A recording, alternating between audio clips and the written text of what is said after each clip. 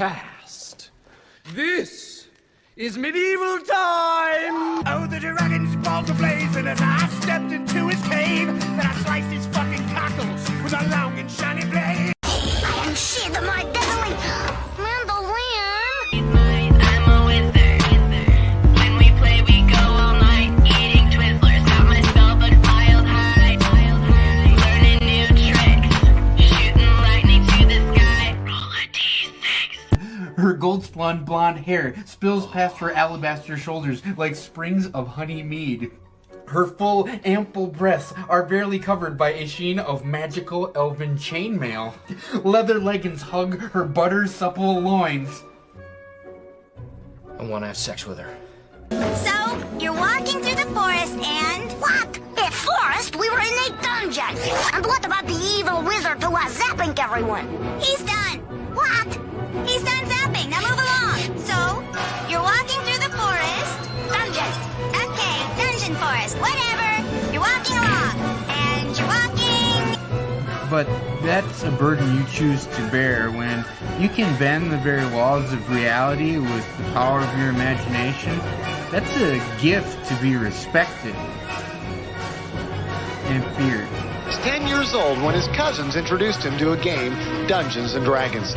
As I was killing things, killing people, animals, the more I played Dungeons & Dragons, and the more I got involved in Satanism.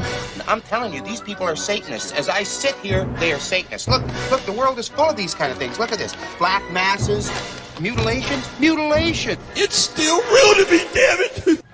Once they get in here, it's over, pal. Hey. All right, welcome everyone. If that doesn't get you pumped, nothing will. Yeah, I have an idea for either a sequel to that or something to stick on the end that's got some fun. Because there's a million D&D things that I could pull up. Yeah, you wouldn't believe what I had to leave on the editing table to not. All right, so I know Wesley's just here for a minute because he said he wanted to catch up on our other one since we crossed streams the other day. And as the Ghostbusters say, you never cross streams. So we've got Sean in here. And Comics Talk Weekly, man. I ain't seen that guy in a while. Who's that guy? Yeah, it says 4 people are watching. I'm assuming at least one of them is Comics Talk Weekly. The other one was probably Wesley and Sean. And I don't know if anybody else in our group here is watching, but I'm sure people pop in. We had a pretty good viewership last Friday. So everybody excited to play tonight? Yeah. Absolutely. I'm curious as to what you planned. Huh? I'm curious to see what you have planned. Well, it's crazy because once you get into this stuff, you start realizing like your everyday life stuff you're doing. Like as soon as you get to doing a task, you start thinking about the campaign again. It's like, oh, okay, well, I just, put some new toilet paper in the closet. Oh, that's right. Character's training up. He's about to go to level 2. So, Phil is out for a second probably because of his food. Because he warned that he was going to get interrupted because he ordered food and they forgot to deliver it. So that's why he just jumped up. Looks like they solved that for him there. Yay. Phil will no longer go hungry. Remember, Phil, if you don't have enough to share. I've got AOKs on their way to all of you. Oh, awesome. Also here knocking the door, it's DoorDash. Sorry about the ranch dressing. I didn't put it in a container first. All the AOKs are from the first order, though, the one that didn't get delivered. Yeah, I guess so. That's awesome. Okay, so we're going to go ahead and get started here for people for the rewind since Sean's probably our only audience member right now. So everybody, would you like to, starting with Nola on over and then down to Phil and then back over to Caroline, would you like to explain who your character is, a little bit what you look like, where you came from, what you're doing?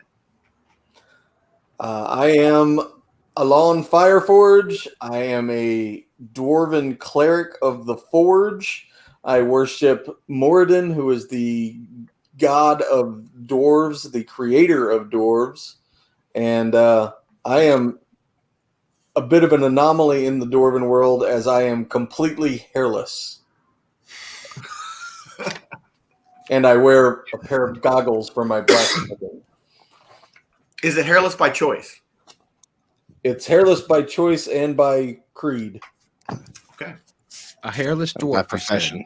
As I'm making up an entire religion as we go. Wow. Okay. That's great. I like that kind of creativity. Lewis? I am Ulfgar Fireforge. I am Alon's wayward nephew. I'm a mountain dwarf as well, short and stout. I was Tip me over and sort of, except I am a barbarian, so you don't want to be pushing me. So I was, I had some falling outs in our clan, so I'm out on the road, kind of doing my own thing, but Alon's trying to help me see a better path. And yeah, I was a very duty bound dwarf, and that led me to ruin. So now I throw caution to the wind. As you should. And Phil?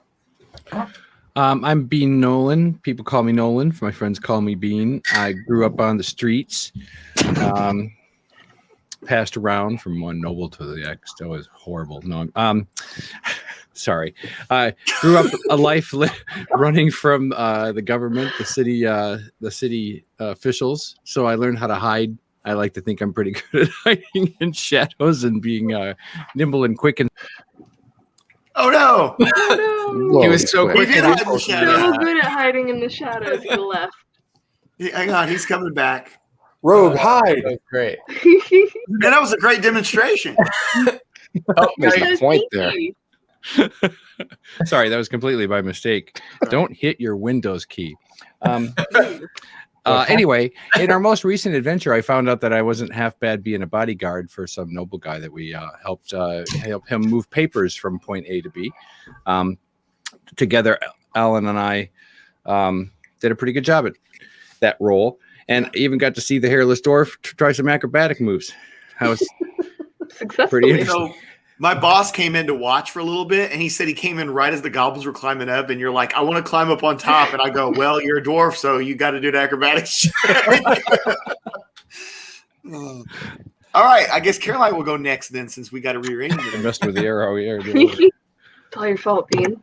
All right. So I am Talia Nivane. I am another high elf rogue who is an urchin.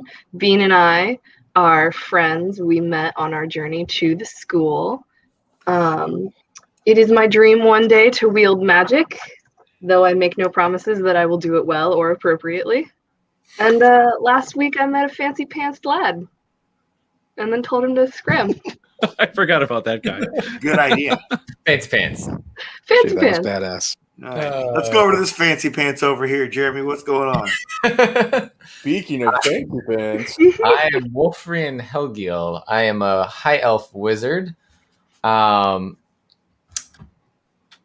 of described him last week. We'll not get into physical details right now, but my backstory is parents were killed by a tiefling, and accidentally I kind of got him imprisoned with some magical ability. So I decided to go to wizarding school and learn how to use wizarding ability. And last week I learned I don't know as much as I thought I did. And as do most level ones. And that's affecting me greatly. So I left and I thought I was a hotshot wizard. But I had no experience. So now you've got almost got myself killed. And so therefore, learning things, and he's going to be more cautious in the future. Awesome. Professor's just joined us. Thank you, man. You've been level all over 2, my Professor. streams lately. Low level mortals. Low level 2. Okay, so you all mentioned a little bit about what happened, but I'll just quickly go over. Last week, you guys began your training. You went through some obstacle courses. You read some books, powered some wheel bikes, power bikes. You guys did a variety of things around the school. You got to meet Sergeant Lanish, who's second in command behind the commandant. He returned from the northern city of Blasingdale on a somewhat failed mission.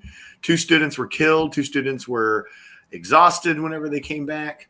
And you heard some bantering between him and the commandant about, what had happened with the baron that had hired them and how it was a big fiasco. And commandant said, don't worry about it for now. We'll give the details as needed basis. But then he gave you a task of going out to escort the accountant of the rich man who's been building property in Northridge. And you guys escorted him to Seeker City, which I'm going to explain in more detail tonight, what Seeker City is all about. There was a successful mission. There was an incident with a fruit cart attacked by goblins, and you guys went in and took them out, cleaned it up, at least returned the product, even though the horse and the driver were not found. But very successful. Most of you are ready to level up. Caroline actually did level up. So that's great. So, Phil, do you have that map ready for us? Oh, I'm sorry. Yes. One moment. It's okay. I forgot logging in. I'll mess that up. Here we go. It's all right. Okay, and I will add that to us here. And stupid Windows button. There we go. Hit a button. So, all right. So Lanish, he's out here training. Commandant's in his office. Phil, I guess, decided to take on the power bike. So first of all, I'm going to go to Nola here, and I'm going to say Nola. I'm not going to say Nola. I'm going to say Alon. What were you interested in doing today? Were you interested in doing some training around here? Would you like to go for a walk? Would you like to go to the smithy and give it a try? I'm gonna. You know what I'm gonna do? I'm going to go and inspect the armory. Inspect the armory. Okay. That's what I'm going to do. Like beyond what you were shown in the tour, then I guess you're going to roll investigation.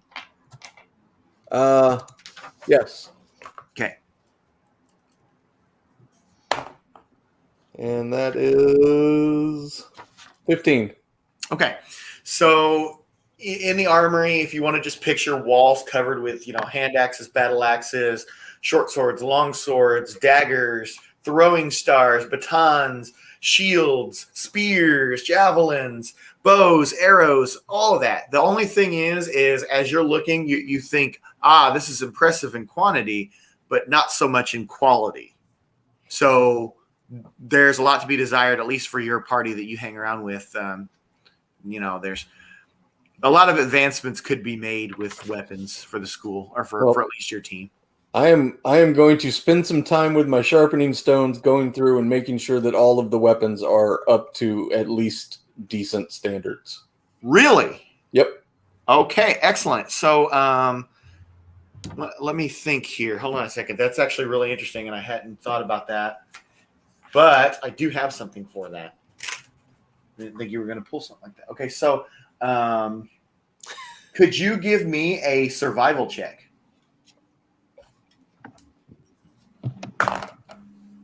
$12. With the bonus? Yep. All right. I'm going to give you 10 experience points for going through and doing all that. Okay. Okay. So now we're going to go to Lewis. Lewis, what you got going on, man? Are you going to go check out the kitchen or? I was thinking about the kitchen, but I think I want to get back out to that dummy training and get some frustration out. I got lit on fire last night. I want to hit some stuff. Sure. Head on out there. And you want to do just the normal dummy training? Yeah, normal dummy training's fine. I don't know. Is the aerobics course set up all the time, or does that have to be taken up It is down? not set up currently, no. Yeah, then I'll just bash some dummies. Yeah, okay. All right, cool. Well, I want you to give me do 3 separate attack rolls. Okie dokie. And add the bonus for those weapons. This would all be my main weapon, right? Whatever it is you're wanting to train with, basically. Okay, I'll train with my great axe. Okay. So I got a 15, a 3, and a 17. So okay, that's 35. Yeah. Well, they're all separate. So. Oh, I'm sorry. And then I add proficiency and. So I add my bonuses to that.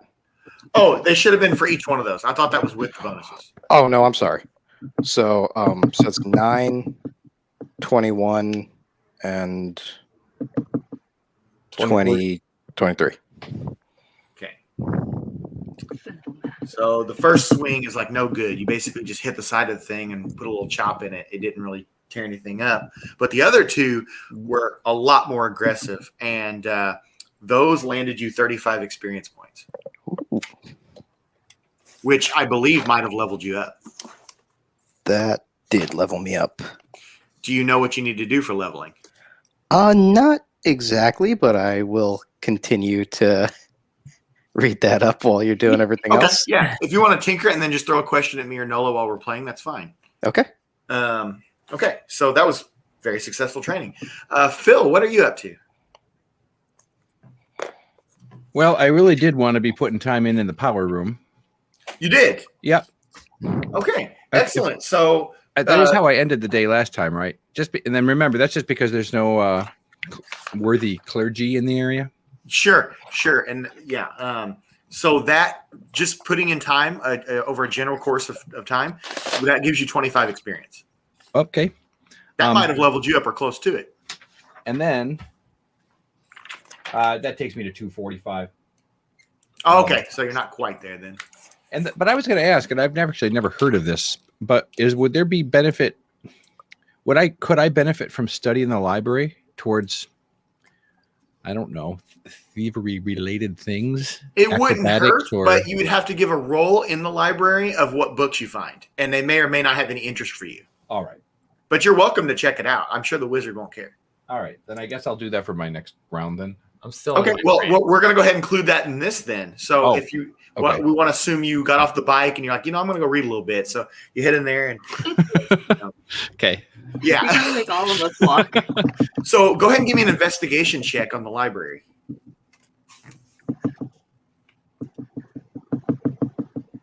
$19. Oh, excellent. Okay. So you found a very interesting book. Okay, and this is a book on let's see here. This is a book on herbalism. I don't know how much it interests you, but you can read it, or you can put it back, or you can give it to the wizard, or give it to somebody else. I'm trying to decide if it would interest me because of potential poisons, and if I even want to go that route. Okay. You're welcome. Like I said, everyone can carry 3 books on them at any time, but if something happens to them in battle, they're gone. Otherwise, leave them on the shelves. And technically, they're really the property of the school, right? Yeah. I'll leave it behind.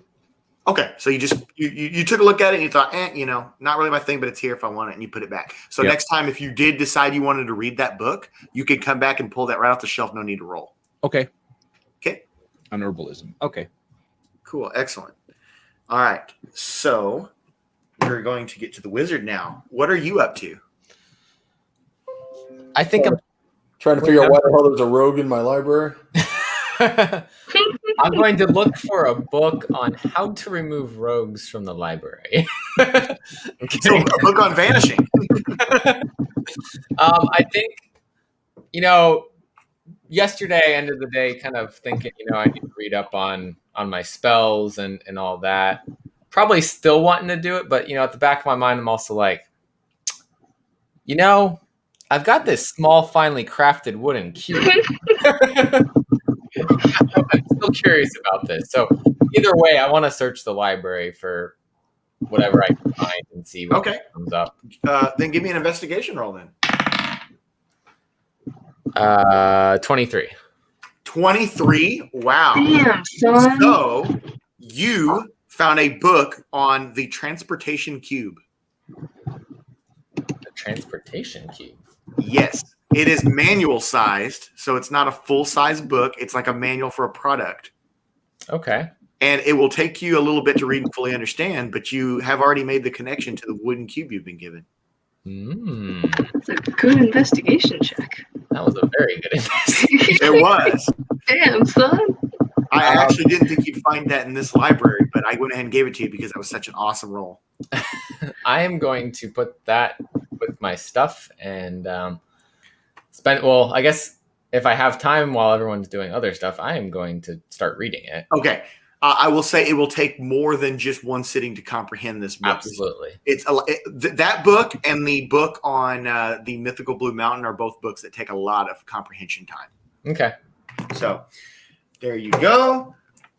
Now we find ourselves with that Talia, I guess is how you want to pronounce it. Talia? Yeah, I'll let y'all say it however you want. She's an elf. She knows y'all can't say it if you're human. All right. So Talia is up in her dorm, and she is approached by, or she hears a knock at the door. Hello, come in. It is one of the training corporals. He's one of the ones who is on day watch for the wall, and he says, hey, there is a guy outside of the gate who is asking for you. Fancy pants! Is he wearing fancy pants? Yeah, he's quite well known around here, but he insisted on talking to you and wouldn't leave the gate until I went and got you. I will go check it out. Okay. Take me to him. Lead the way. All right. So he says, I understand if you don't want to open the gate for him, so we'll just go up here on the ledge because, there's a ladder that goes up and everything. So he takes you up there and he looks Talk through the down. hole in the wall. And you see the guy down there, and he's got a bouquet of roses. And he says, I'm so sorry for the other day in the tavern. That was a huge mistake of mine. He said, I don't want you to have the wrong impression of me, but I would love to be able to just whisk you away from this awful place. I want to know who he is. Fancy pants. Who are you, Fancy Pants? He says, my name is Henry Warren III, and my father is the businessman who is building the mansion south of town and beginning the enterprise here that will put this small mud hole on the map once and for all.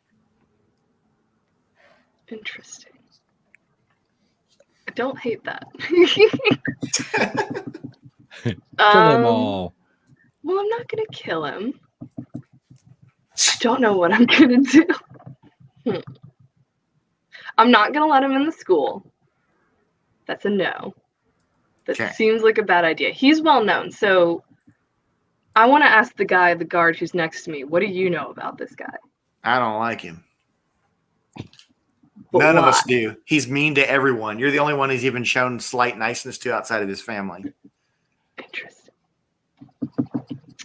Hey, I'm training. Come back later. Just shout it down and walk away. Says, but training. There's nothing to train for. The journey of your life ends now. Okay, you come to me. You come with me, and you can live in a life of luxury. Sir, I'm after magic, not money. Will you do an intimidation check on him? On him? Yeah. 14. Okay. Yeah, I don't think I had anything to that. You don't have anything for intimidation, really? Oh, +1, 15. Okay. All right. So so you were basically pretty stern with it. You're like, I'm after magic, not money, like that, stern and everything. He's like, but money buys everything. And then he throws the roses down and marches off back into town. Bye, Fancy Pants. All right. So we find ourselves back with Nola. Nola, you're still in the armory? Sure. Okay. So behind you, the commandant comes in, and he says, finely crafted steel is like nothing else in this world, is it not? Aye. Says aye. He says you are a cleric, correct? Yes, sir. Says, I have just received a letter on my desk that may require your services. It is a quest in which I am very familiar with. And I was impressed with you and your comrades the other day and how you handled the goblins. I didn't expect something like that to happen on the road. It's been many years since goblins have been even within 100 miles of this school. We've done a pretty good job of cutting them down. But for some reason, some goblins made their way back here. It's just supposed to be a fluke, I guess, right? The only good goblin is a dead goblin. Aye. He says, aye.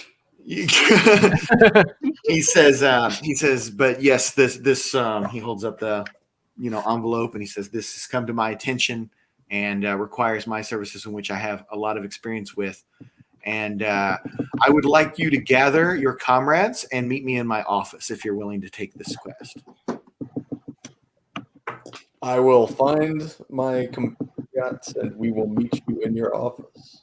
Okay. All right. Everybody want to go to the commandant's office?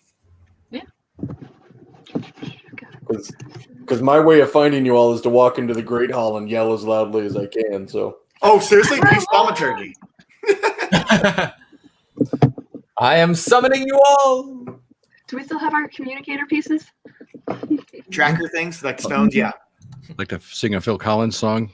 Because we get those once we're in, right? From Star Wars. No, you guys do have the No, the little stone thingies. Yeah, you We have can use those. those to find each other, right? Yep. But Yeah. can we use them to like call each other? Like No, it doesn't work that way. It Like it just lets GPS. you know when you're getting very close to something. okay, I wasn't sure if you could like use it to find others. They're all synced together. So, like, let's say you're looking for Lewis. You could be like, your name's Erlug, right? Or sorry, Ulfgar. Ulfgar. Okay, sorry. So, let's say you're looking for him, right? And he's many miles away from the school. You say, "Take me to Ulfgar," and it'll start like shooting like a laser arrow. Like, say, go this way. And you'll Okay. follow that, and then when you get closer to him, it'll start letting you know. That's gonna come in handy at some point. I feel. It absolutely will, especially when Lewis has to read it. I'm writing this down because I didn't have it down before. So everyone's here, and he's sitting behind his desk. He's not stomping any stamps, and he's like got this envelope, and he says, I got a very special request with something that I'm quite familiar with. I'm going to read this for you, and then see if this is a quest that you'd be interested in. It's quite the journey away from here. Hang on 1 second here. Fine. See, I hate using this on my phone. I type these up on my computer, and then on my phone, the slightest touch like makes it start erasing stuff. Oh no. So, okay. So this is from a young lady named Juanita Ainsworth. She is from a small community south of the city of Saltmarsh, which is very far from here. But the letter says, "Please help. My family's legacy is at stake, and I don't know what to do. My grandfather's will promised a family fortune in addition to this house for me. But ever since I moved in, scary things have been happening. I was already down on my luck before coming here, but now my fiance has left after only 3 months living here. There are haints in the house. I don't know what to do. I have nowhere else to go." Well, sounds like you need a wizard. There are haints in the house. Yeah, I know. Nola should know what that, and Nola and Jeremy should know what that is. Magical creatures? You guys live in New Orleans. I mean, I've only lived here less than a year. Oh, so- okay, that's true. So yeah. So I have family from Louisiana. Haints are basically what they call house ghosts in the bayou. So the commandant, he looks up at you and he's like, "Are you all up for this task?" Yeah. Aye. He says, "I have much." A haint, but let's find out. He says, "I have much experience in dealing with poltergeists and the like. Before I founded this school, I used to work with a cleric, going around and eliminating such supernatural threats." He says, "I've already dispatched." Hold on a second. Yes. He says, "I've already dispatched Corporal Redshirt again to go get a carriage to take us to Seeker City.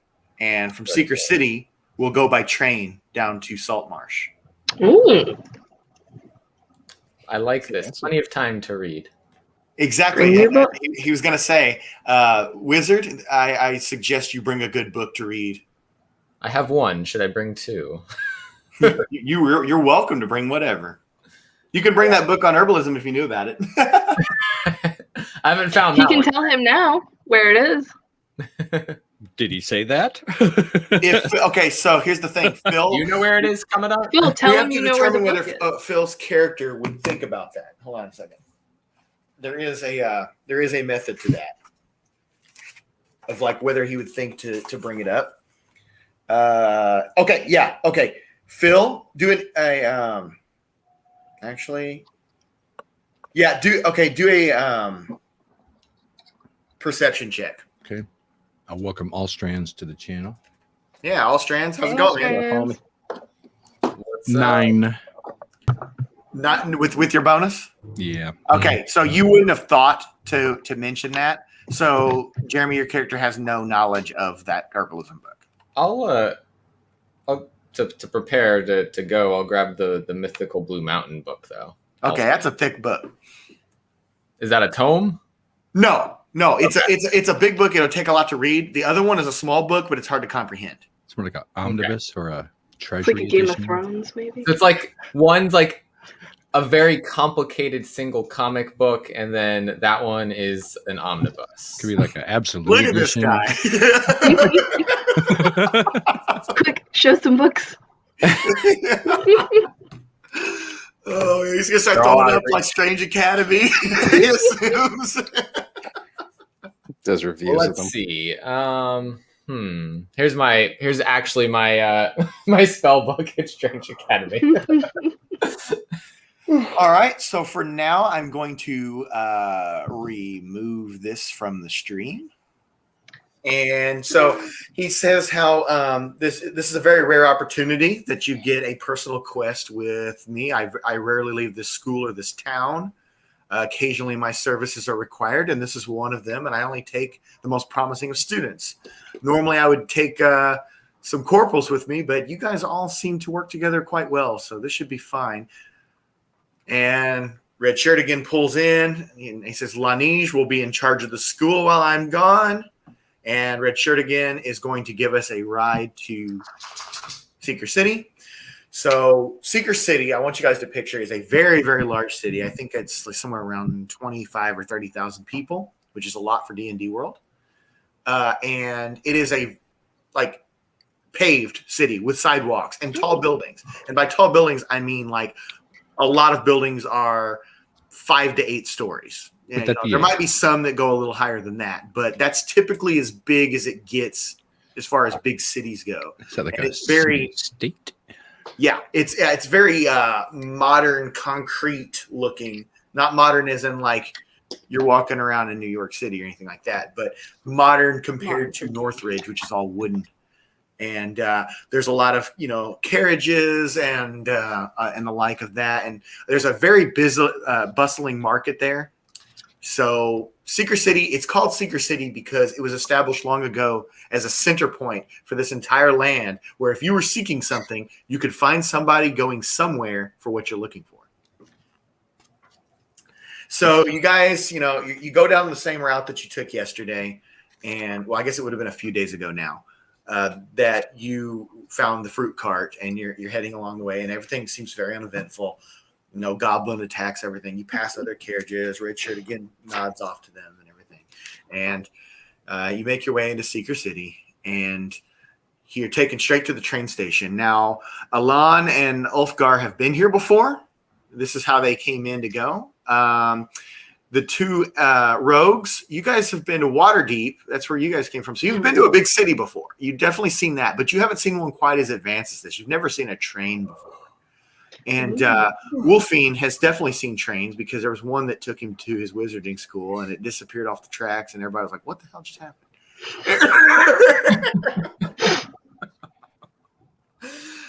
So anyway, so he takes you in. He says, it is nearly a 2-day trip from here. So we're going to get sleeper cars.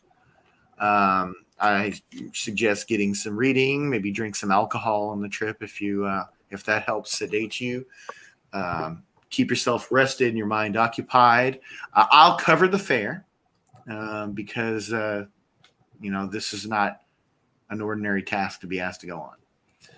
So he goes up and he buys the tickets and he gives you guys the tickets, and you go up and there's an elf guy in a hat, and a sleek suit taking the tickets, and you get on this big steam powered train. And the train pulls out of the station once you get on, and you're on your way toward the city of Saltmarsh. Anybody want to do anything on the train? There's a bar car, there's a restaurant car, there's sleeper car. I have a weird question. What weapons is he proficient in? The Commandant? Yes. He carries a saber and a crossbow. Can I talk to him about the crossbow? We've got 2 days for him to just teach me about it. What's that now? I'm sorry. Yeah. Oh, 2 days for him to tell you about it. Like to teach me about it, so I can essentially like learn. Okay.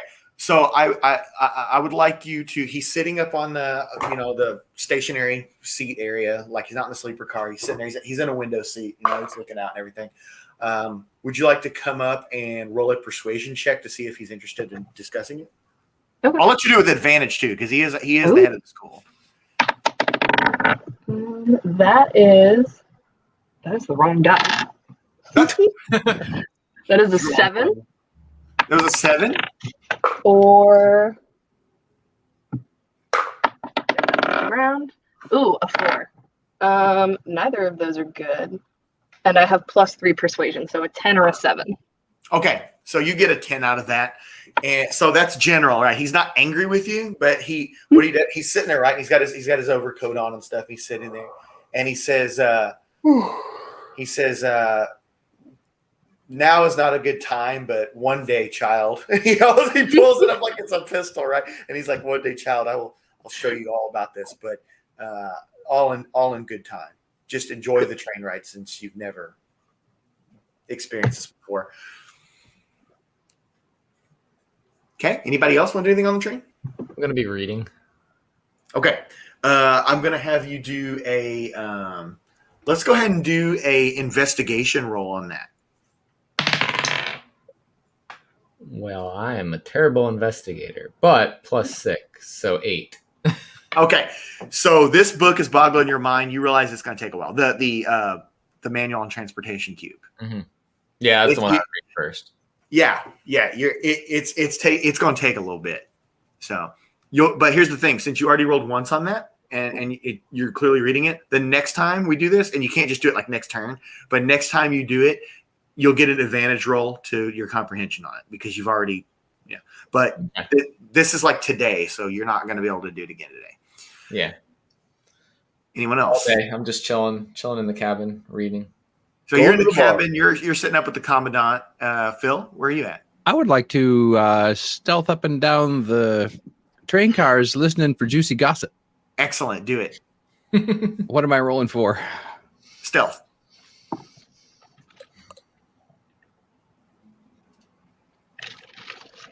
$12. Okay. You're hearing a really, really rich lady bitch about her jewels. Are they too heavy? You know what's really hilarious about this? That did not just get pulled out of nowhere. This exact same thing happened on a train ride to a different city with my last group. And there was a rich lady bitching about her jewels when I think someone also rolled a 12 for that. Who's she complaining to? Like the exact same thing. Like they wanted to find out something interesting, and that was like interesting. Who's she complaining to? All right. Sitting next to her. Alon. Going to the bar. Going to the bar? Okay, you go in there, and there's it's actually a dwarf. Another dwarf is running the bar. Hey. Fellow dwarf. He's like, hello. What's the best that you can offer me? Well, a tankard of ale. Calm that thirst of yours. Sounds fantastic. Will you have one with me? Huh? Will you have one with me? Sorry, I'm on duty. Yeah, well. No. He says that'll be 2 copper. Done. All right. Keep them coming. So you know that you have to erase 1 silver now, right? And add 8 silver to your... Okay, just making sure you realize that. Yep. Okay. Cheap drinks on this train, but it's expensive tickets. Okay. Ulfgar. I saw Alon going to the bar, so I too will head that direction. Okay.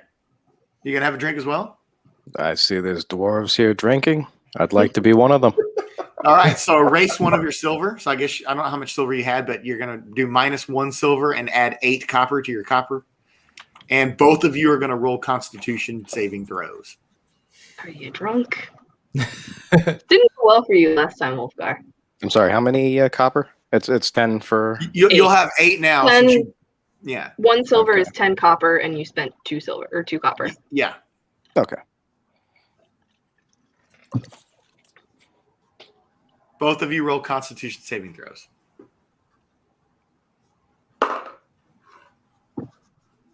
$15. You're holding up well. You feel a little bit of a buzz, but you're doing good. 14. You're also feeling quite buzzed. It's going to take more than that to get those dwarves drunk. They be small, but they're sturdy. So the train is moving on into the night. Everyone retreats to their cabins as they wish over time. And the next day comes, and the commandant says, we should come in pretty late tonight. He says, I'll leave it up to you guys if you're interested in going to a hotel in Saltmarsh or going straight to Ainsworth Manor. So we're going to put it to a vote. Would they mind that we're coming to them in the middle of the night? From the sound of it, she was wanting somebody there as soon as possible. I say we go straight there. Yeah. I'm being cautious and saying maybe we want to stay the night. My last encounter with random people on the path. It is true. We would be traveling very late at night. I like the wizard from yesterday better than the one from today. A coward can die 1,000 deaths, and they're all worthless. Hold on 1 second here. Okay, so is the overall vote to go ahead and just head there? What does Bean say? Well, what? Am I there? You're this is the next day, and everyone's kind of meeting after waking up. Oh, okay. And you're on the train. He just says we're going to make it there, but it's going to be late at night, and we can go to a hotel if you want. I'm in. Another day on the train. What's that? Well, I thought we had kinda another had day my on eye- the train. I want to read some more. I kind of had my eye on this on some jewels down here. Okay. He's got a few marks. You're more than welcome to try that. Would sleight of hand come into play there? But I still want to have an answer for whether you guys are going to go to a hotel when you get off the train. Oh, I'm all in. To go to the hotel or go to straight there? So the wizard is the only one saying don't. Yeah, the wizard. Okay. The wizard's You can being sleep out in the cautious. stable. I want to try to buy the wizard a drink. Are you interested in stealing this lady's jewels that she doesn't appreciate? Well, yes, but I don't want to just go on in and go all kooky about it. I'd like to wait for a more opportune moment than others. Okay. And I'm only saying this based on like my sleight of hand and acrobatics. Yeah. Okay. So what you're going to do is you're going to roll a perception check. Okay.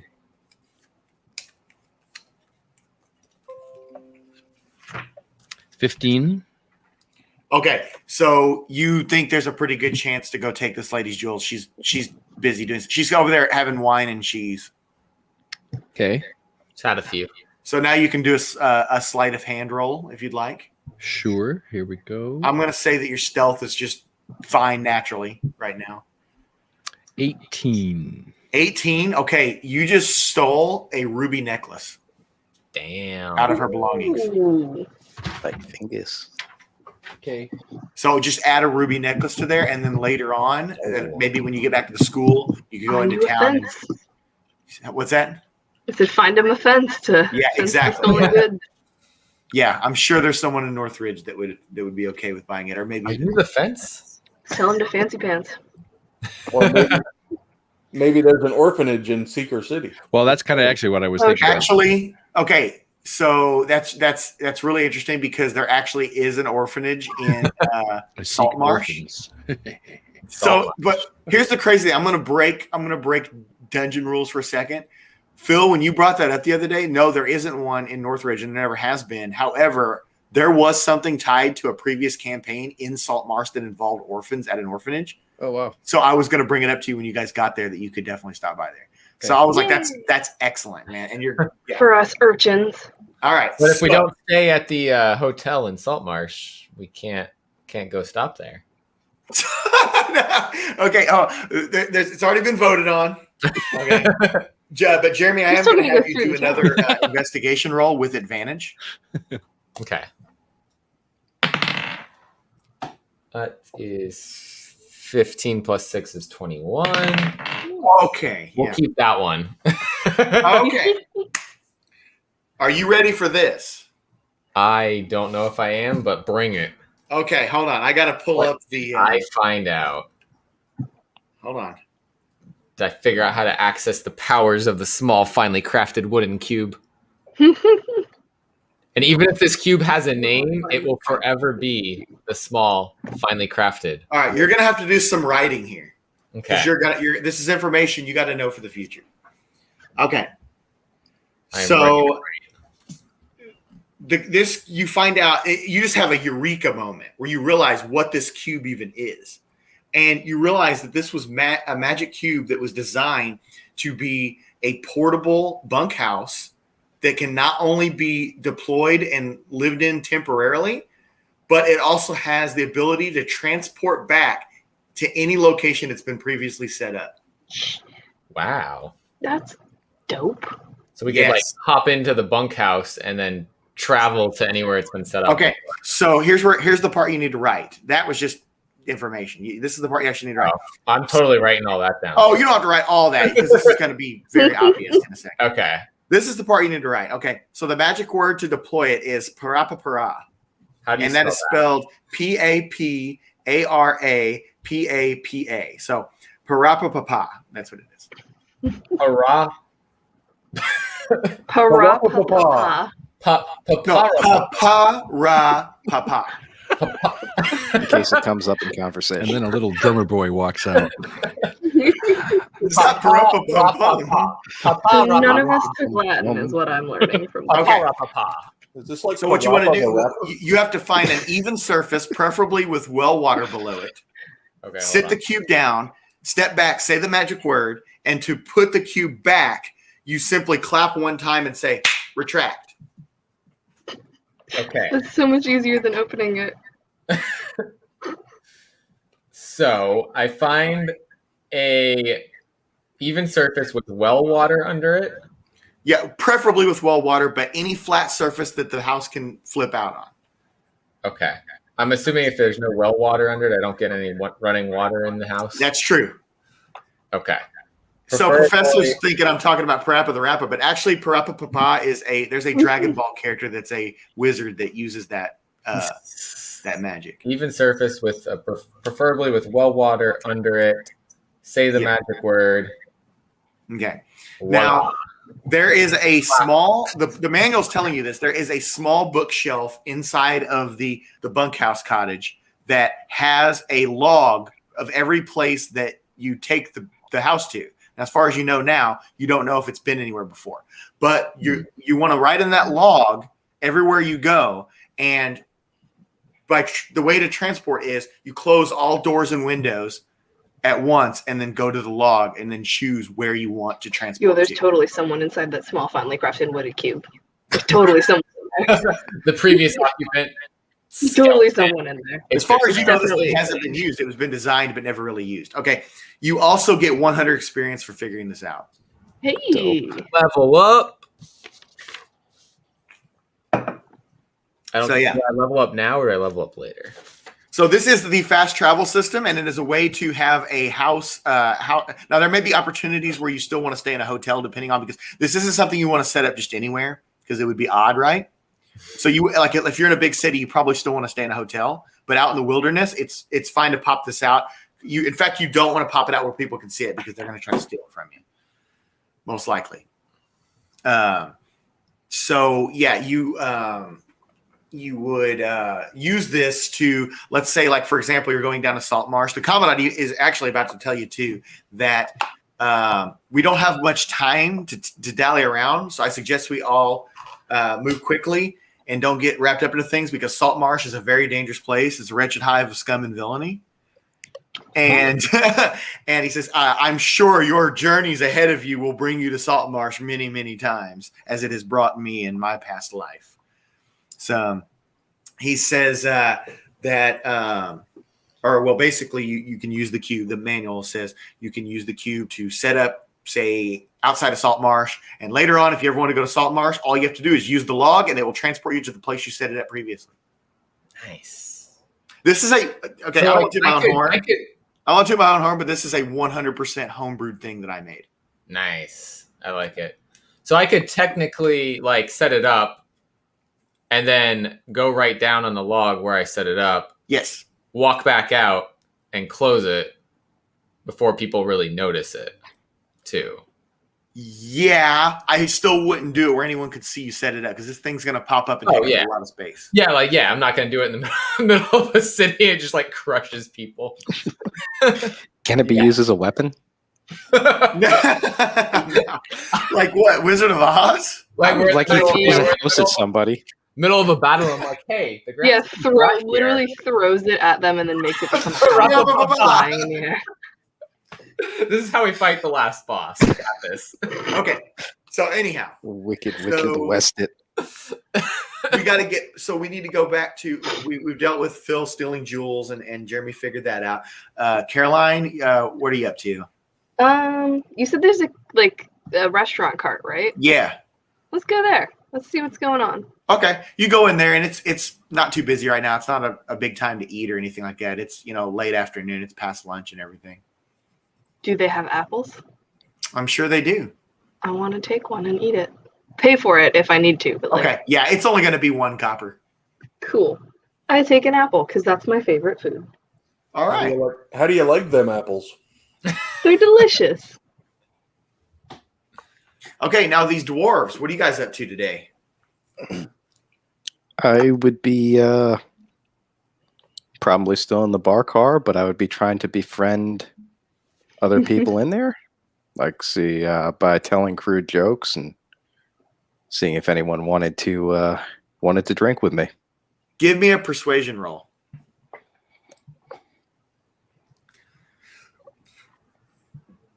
What do I add to that? The persuasion bonus. Fair enough. Which is 1, so I got 15. Oh, awesome. Okay, so you're not exactly the life of the party, but people enjoy your presence and they're buying you drinks and stuff. Hey. That's probably not going to be a problem. Okay, Nola, you? More Right there with him. No. Okay, both of you roll Constitution saving throws.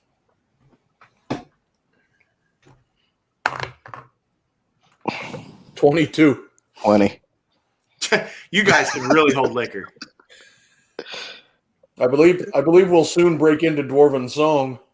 Yeah, that's happening, by the way. You're going, hi ho, hi ho, hi ho, hi ho. It's It gets off to work we go. It's a bad rap, but it is what we sing. It's a very different kind of dwarf. That's racist. It's the songs of our Okay. people. All right, so the train is pulling in the station, and as the commandant said, it is very late at night, and you guys get out of the train, and he's like, I am going to go secure a wagon for us to head to the manor. Phil, this is the point where he lets you know that, there is an orphanage just down the road here. There's plenty of time for you to go pay your respects or whatever it is that you were wanting to do. If anyone would like to go with him, they can. It shouldn't take me too long to get a wagon in order. Off I go. I'm gonna go with him. Cool. Yeah. So we're like kind of in the middle of the city right now. Yeah, you're where the train station is. So Saltmarsh, let me explain Saltmarsh, okay? Saltmarsh is a medium-sized city. So it's like half the size of Seeker City, but it's still rather bustling even at night like this. And it's on the ocean of the Azure Sea is what it's called, the Azure Sea. And there's docks and stuff, and there's a lot of, street people moving around. There's a fish market, all that sort of thing. The houses here the buildings here are not as nice. There are stone buildings, but it's largely wooden and like sea shanties and stuff like that. So, but there's a lot of rough individuals here. Like, you don't want to fuck around here too long. So It doesn't have the same wanna go- safety as Seeker I City. wouldn't want to go wandering looking for like an empty lot somewhere with flat ground. You can do that, but this is the one and only warning you're getting about this, is that I'll never bring this up again. You're free to make this mistake after that. If someone in this city sees you do that, they'll cut your throat for that cube. solid. Let's do it. No, I'm kidding. I'm kidding. And your throat is extremely cuttable, we've seen. So, Phil Bean and Talia go to the orphanage, and it's rather late at night, 8, 9 p.m. or whatever, and that the marm of the orphanage answers, and Phil, you have the floor with her. I'm just here to make a donation. A donation at this hour? Mm-hmm. You must be a saint. Oh, shucks. And I'm just gonna prefer the necklace I took. You hand her the ruby necklace. Yep. Okay, there are 5 encrusted rubies on this necklace. This thing is more expensive than all of the money you guys have combined. You spend this well and on these children, or I'm going to know about it, and you're going to be sorry. Or we'll be back. So please, at least let us know the name of this patron.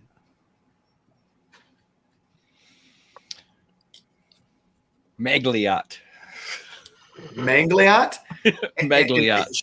So she pulls out a log because she wants to give you a thing for tax write-offs. Okay. Oh no, I don't want anything for tax write-offs.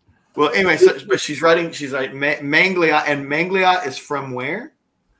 Kinderhook. Kinderhook. I've never heard of Kinderhook. Yeah. Okay. Don't worry about it. All right. So she does that, and she says, "Thank you. It's much appreciated. The children will be well cared for with this. And if you'd like, you can come back and see the fruits of your donation." Thank you.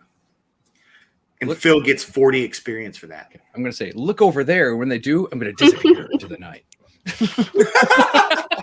And Talia's just standing there. What? Like, where did he go? He likes them shadows. So he's even off camera. Talia, I'm going to say that you're quite wowed by that generosity that you saw. You understand why this is a person you've traveled with, and you think you're in a good place in life at this moment. He did a good thing. Good job, Bean. Yay. So everyone has You're leveled a up except for Phil, and he's right behind. Well, I guess Lewis, you leveled up. Nola? Yes, sir.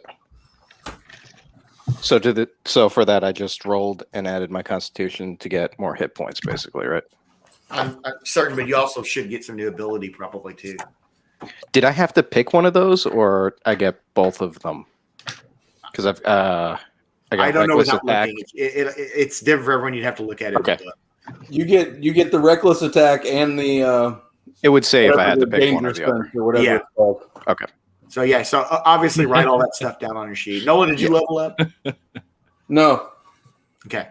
So Nola and Phil haven't, but they're both pretty close, I think. Right? Where's my decent? Oh. Yeah, I'm doing 15. All right. So you guys come back and you see the wizard and the dwarf standing there, and Commandant comes out. He's got a wagon. Now this is an actual wagon. This is not a carriage, right? This is like he's sitting on the wagon with a horse pulling it, and then you guys got to sit like bench style, like facing each other, like in the back of this thing. And he says, okay, he says, it's from what I understand from the directions I got, Ainsworth Manor is found about 30 minutes outside of town, so we should arrive there before midnight. Ooh, midnight and ghosts. The witching hour. See, now I'm really wondering if you guys are okay with the fact that you decided not to stay at a hotel. So we're all gonna die, right? So anyway, so you guys are heading down. All right, now you're heading south of Salt Marsh down the coastline, and it's very swampy, very Scooby-Doo-esque, right? And the road is decent, but it's not a paved road or anything like that. And you're going you're going down the road, and it's a little ride like that. It's dark, it's swampy and murky, and the trees are on both sides of the road. And just up ahead, you see a very, very large alligator crossing the road, and it just stops and blocks the path. And the Commandant goes, whoa. Does it do that because of us? This should be interesting. Anybody want to take care of this for me? The hairless dwarf does. Anybody got yeah. better animal Oh, handling yes, than I negative do. 1? I couldn't got hear what plus anybody said. 3. Go But I make don't him want to get chase you. close to this thing. Nope, but I got a battle axe. I I have will. negative 1 animal handling. I'm not going near it. So the first thing I will do is I will bless Ulfgar's axe. So he now has +1, and it's a magical weapon. And then I will jump down, and I will approach the gator. You will approach the gator. Get it done. Okay, Sparks, so you use your approach people, the you gator, talk and it's to just him. sitting there. You know how gators do. They're just sitting there. Okay. I poke at the gator. What are you poking at it with the axe? My warhammer. Warhammer. Okay. You're poking at it with a hammer? With It's like a the war butt hammer, of the but- hammer, okay, right? It's not a ball-peen hammer. It's a Are you war literally poking it though? hammer. Okay. Trying to get Dexterity the move. saving throw disadvantage. What kind of saving throw? Dexterity saving throw. That's why I didn't get anywhere near it. It's a 9. That fucker just snapped your leg, and you're about to take some damage. Okay. 7 damage. Fair enough. Thanks for stopping in, Professor Comics. Yeah, thanks. Are we rolling for initiative? Now it's my turn. How many of you have gotten out of the wagon? I haven't, but I have ranged weapons, so I can stand and draw. Okay, I'm going to go ahead and have you all roll for initiative then. 13. Okay. I'm going last. 21. Okay. Wait, okay, I gotta ask the question, and this may seem really stupid. Yes. Do we add this to the thing? Where is it? Where am I In the going? middle? Yeah, the plus. That. Do I add that to my initiative you roll? always roll a No. 20 and add your initiative. Okay. Yeah, I So forgot to do 13. that last time. I've been forgetting to do that, but I have a 17. I have a 7. Okay, My so bad. what is Nola? What do you have? 20. Okay, Lewis 13. and Phil. 21. It just occurred to me, is backstab not a thing anymore for thieves? What do you mean? Back in 2nd edition, backstab was a thing. Man, I was barely even around for 2nd edition, so I don't know what that is. All right. It's morphed into your sneak attack damage. Okay. I see. I was thinking it probably was. Okay, so Phil and Jeremy, you guys are both 21, so you guys need to roll again. What? I'm 7. I thought I heard you say 21 a minute ago. No, I'm 7. No one else got 21? You are first. So Phil goes first, then Nola, then Lewis, then Caroline, then Lewis, then Jeremy. What are the lighting conditions? It's pretty dark, but there's a lantern on the wagon, so you can see, projected out maybe, I'd say 15. You're an elf. Like literally, he came to a stop because he saw this thing in the road. You have dark vision. I'm really more concerned with, can he see me? I want to try to stealth up behind the alligator. Go ahead and do that. Go roll for stealth.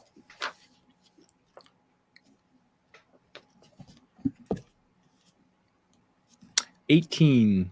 That's very good. You're definitely going to be able to pull this off. Can I sit there waiting for opportunity while other members of my party distract him? He's pretty well distracted. He's gnawing on Nola. All right, then I'll attack. Oh, he's gnawing on Nola? He snapped his leg, got his dude. leg in He's his got 7 I'm damage. sorry, I missed that part. Well, then I'll spring into attack. Okay. Attack from behind, so you get your sneak attack damage. Well, I'm engaged with him. You should get it no matter what.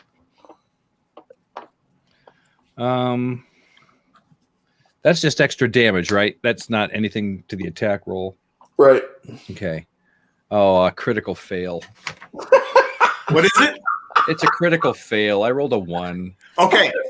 Plus So as you're one. moving around to go stab this thing, a second gator pops up and snaps at you.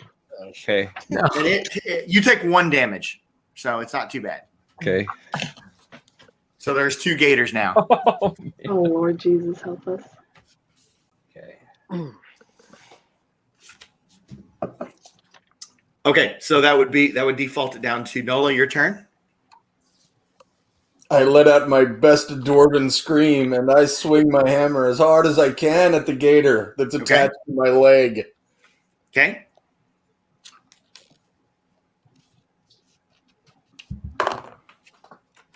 That is a 19 plus 4, 23. That definitely hits. And that is 7 damage. I return the 7 damage back to him. All right. Excellent. Okay. So now we go to Caroline. You're in the wagon still with the Commandant? Yes, and I'm just gonna stand up and draw my bow and aim at the gator that is attacking Nola or Alon. And I get a 15. That hits. All right, and then I roll a d6. So I have 2 plus 4 is 6. Okay. Lewis. Yep. I am going to attack the gator that's eating Nola. Okay. And I'm going to rage while I'm doing it. All right. Yes. So I'm not super sure how I actually use this with the rage. I'm pretty sure right now you just get +2 to damage with rage. Yeah, you're just raging So out. so it won't affect your. Right, so I'm just attack raging roll. out. It'll attack the damage you do. And as long as you attack something each turn, you keep your rage. Yep. Or get. That's right. hit. You're correct on that. I do remember. But does that. it +2 to attack and damage, or just +2 to damage? No, +2 to the damage. Okay, so then I got 21 for attack. You hit it. Nice. Okay, and now So then you roll the damage and add 2 to what you had already put on it. So since I leveled up, I rolled 2 hit dice. Is that correct? No. No. Okay. Hit die is to determine your damage. Oh, that's mine. Okay, my bad. The die you're going to roll is what it tells you to roll for that weapon. D12. So that's a D12 plus, and this one I do add my +6 to, right? +6. No, that was your to hit. That was to hit. So do I just add plus strength? You're gonna add your plus strength. You're gonna add your rage, and then you're gonna add +1 for the blessing that I put on your axe. Okay, so that's +7. Gators. 7 total. No, +7. So I got 17. Dude, there's nothing left of this gator. Just turned him It into only had gator 6 health left. Reptile paste. So you absolutely obliterated that. Okay, so it is Jeremy's turn, and you just witnessed all this happen, and you saw Phil take a nip from the other gator. Yeah, so I'm legitimately going to cast Magic Missile. Okay. It's a direct hit, so you roll for damage. You just lose the spell slot. What do you mean it's a direct hit? It's an automatic hit. Yeah.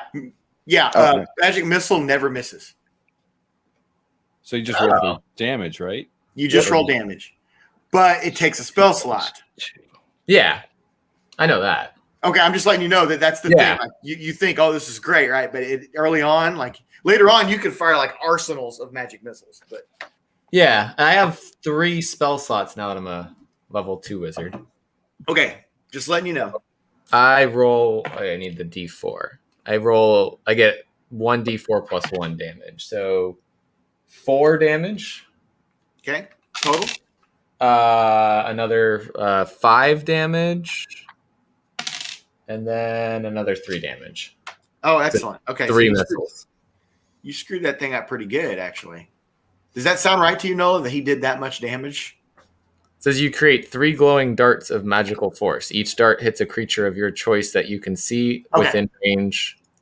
Yeah. Dart deals 1d4 plus 1 force damage. All right. Yep. It's all good then. Okay. So now we're back to the Gator's turn, and the Gator it just took that hit, but it's aiming for Phil. So I'm going to roll with disadvantage to determine whether it hits him again. So first one's a 6. 1. Gator is like literally like climbing back in the swamp and getting ready to leave. So it is abandoning Phil, but Phil, you get an opportunity attack on it. It's your turn anyway. So do you want to let it go, or are you going to do something about it before it goes in the swamp? I'm gonna let it go. No, I won't. Tell its friends. Okay, so it goes. It is now in the water, tail Friend, sticking out, stay head away. sticking out, and it is Nola's turn. If there is any part of that gator left that I can swing at, I will go and swing at that gator. Okay, you're pretty close to it because this all went down right next to you since Phil was trying to get on the gator that was at you. So I'm going to say you are within range where you can run up to the water and attack.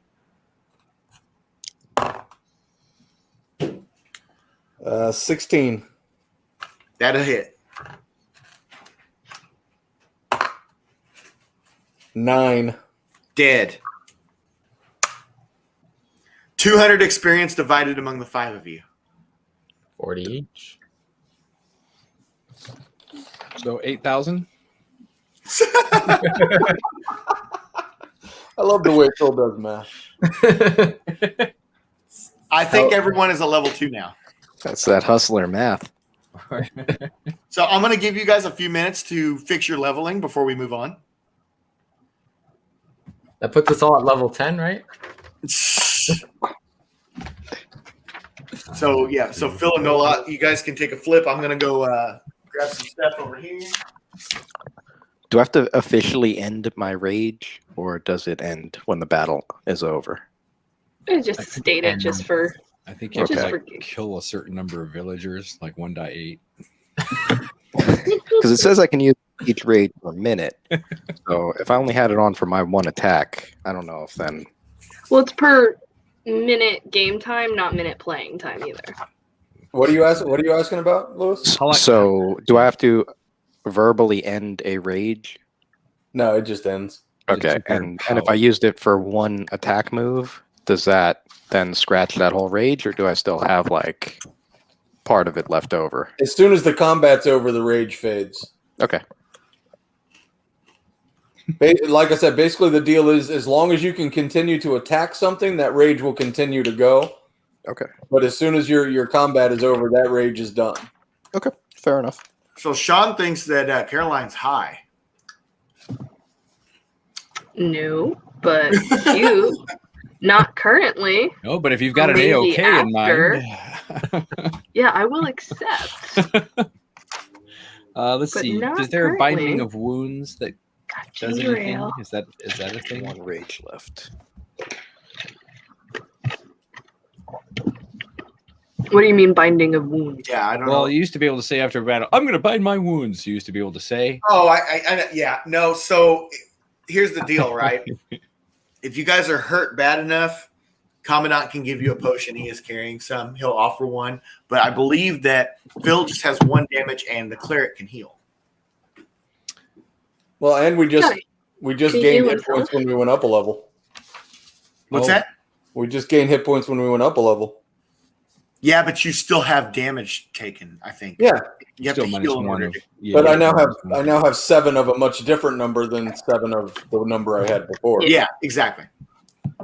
So I'm good. By the way, I got pretty lucky on my D6 roll for my hit points. I got a 6.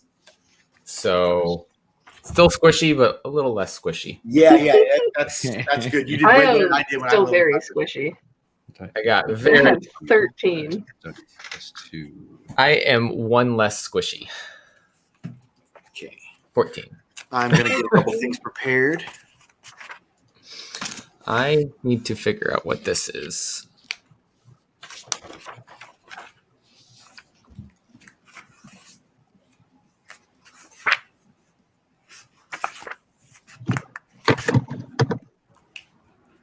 Oh.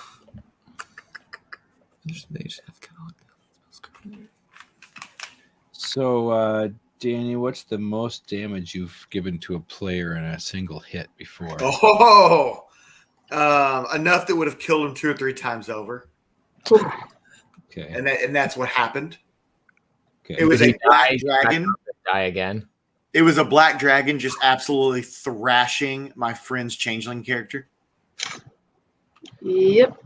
He died. He was reborn. The dragon found him again. No. Killed him again. It was like, I need to finish dealing this damage. to Found you. his ancestors. No, it was just so much damage that if he had triple his life, he still would have died from it. That's why you don't fuck with dragons unless you're really ready for it. Like, So you shouldn't fuck even with go anywhere dragons. near a young green dragon unless you're like level 6. It's like if we see a dragon flying off in the distance, we go the Use other the direction. cube. Use the small, finely crafted wooden cube. Yes. To go hide from it, it just comes up Yeah. and blows that thing away Actually, with fire. so while we're sitting here, the path is even, right? This is not a good place for that, no, but you're going to be at a place soon where you can test it out. Don't I want to? You just really want to. Don't I want to live with my alligator friends? No, it's not a good So place wait. because there's nothing flat. It's like you Okay, guys are that's going what I down was a road asking. and there's swamp water next to you. Question: That's what I was trying to ask, is if the ground Has was he flat. told the commandant that he knows what it is? No, I'm going to say yes, you did on the train because that's when you got your experience. Because Okay. that was your like eureka Has he moment. I told the rest figured it of out us? and you showed him what it was. And he's telling you that you can keep it. Cool. Do any of the rest of us know what it is, or that he even has? It's up to this? him if he wants to explain it to you guys. He can When wait I, to show when I it. do it, I want to do it with like a little bit of a flourish, you know. Some gusto. So WandaVision. Sure. yeah, I'm gonna be Wanda building a house.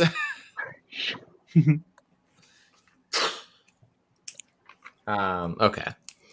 Let me know when everybody's ready. I'm good. Yeah, I'm good. So just real quick. So I have arcane tradition now. So that means I have my school of magic is what I'm gathering. And what I've been led to understand. Okay. It's like the school of divination, school of evocation, enchantment, etc. Okay. Okay. Do I remember what that means? No. I had a plan, and I got to find where I wrote what I wanted to do. Yeah, I would say all that kind of stuff there is stuff you want to figure out when we're not really in gameplay. Yeah. Yeah, oh, there we go. Okay, I have it written down. I just, All right. there's a lot of things So written. everyone back on the wagon. And Commandant says, well done. Like that. Horse starts going again. No more gators popping up. If there were any, they'd probably be scared at this point anyway. Get some And gator you before we guys go. start to make it to a very large, well, not very large. I would say it's a modestly large mansion, 2 stories.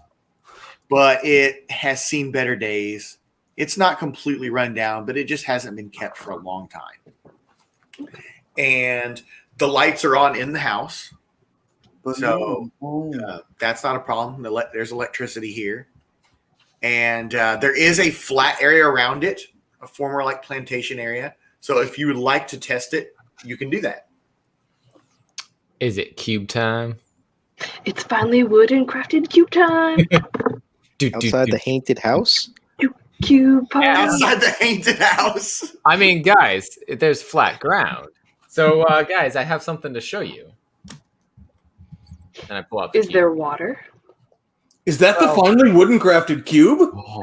This is It's the so finally small and finely crafted. It's And not wooden. stone, but I like it. So I am going to set this on the ground over here on this nice flat surface here. Okay. And watch this, guys. I've been learning some things. I've been learning to say some words. Papa-ra-papa.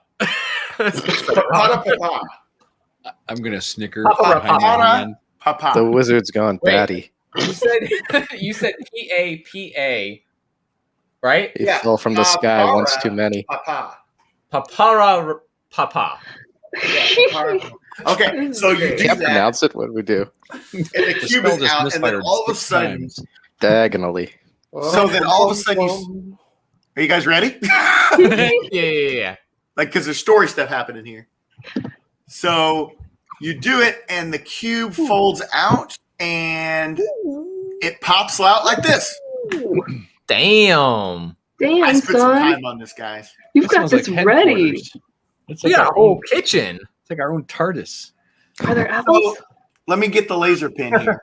So here's the entrance. It's a green door. This is a little cottage, right? It's a little rectangular cottage with a roof and everything. And here's the entrance. These are windows with shutters on the inside. You close the shutters to transport the house.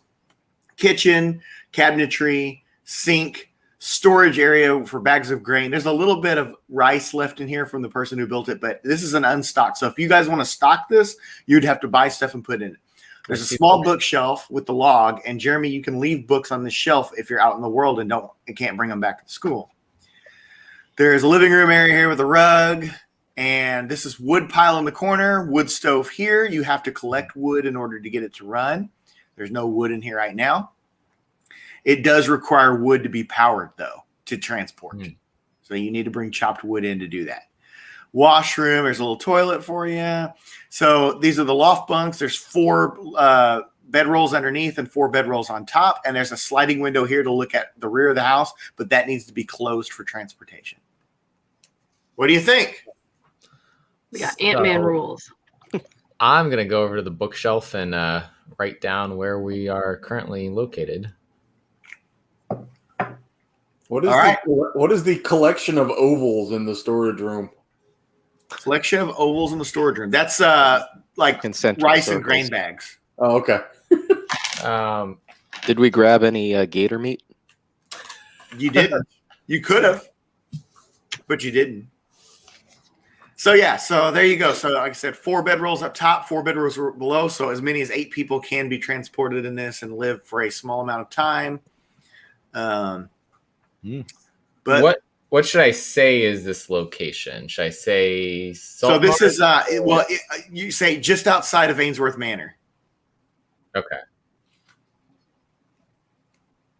Alrighty. When we're in here, yes, are we protected, or no? What does it look like from the outside?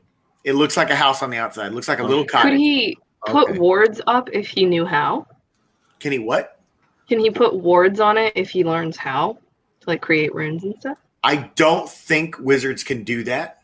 That's more of a alarms.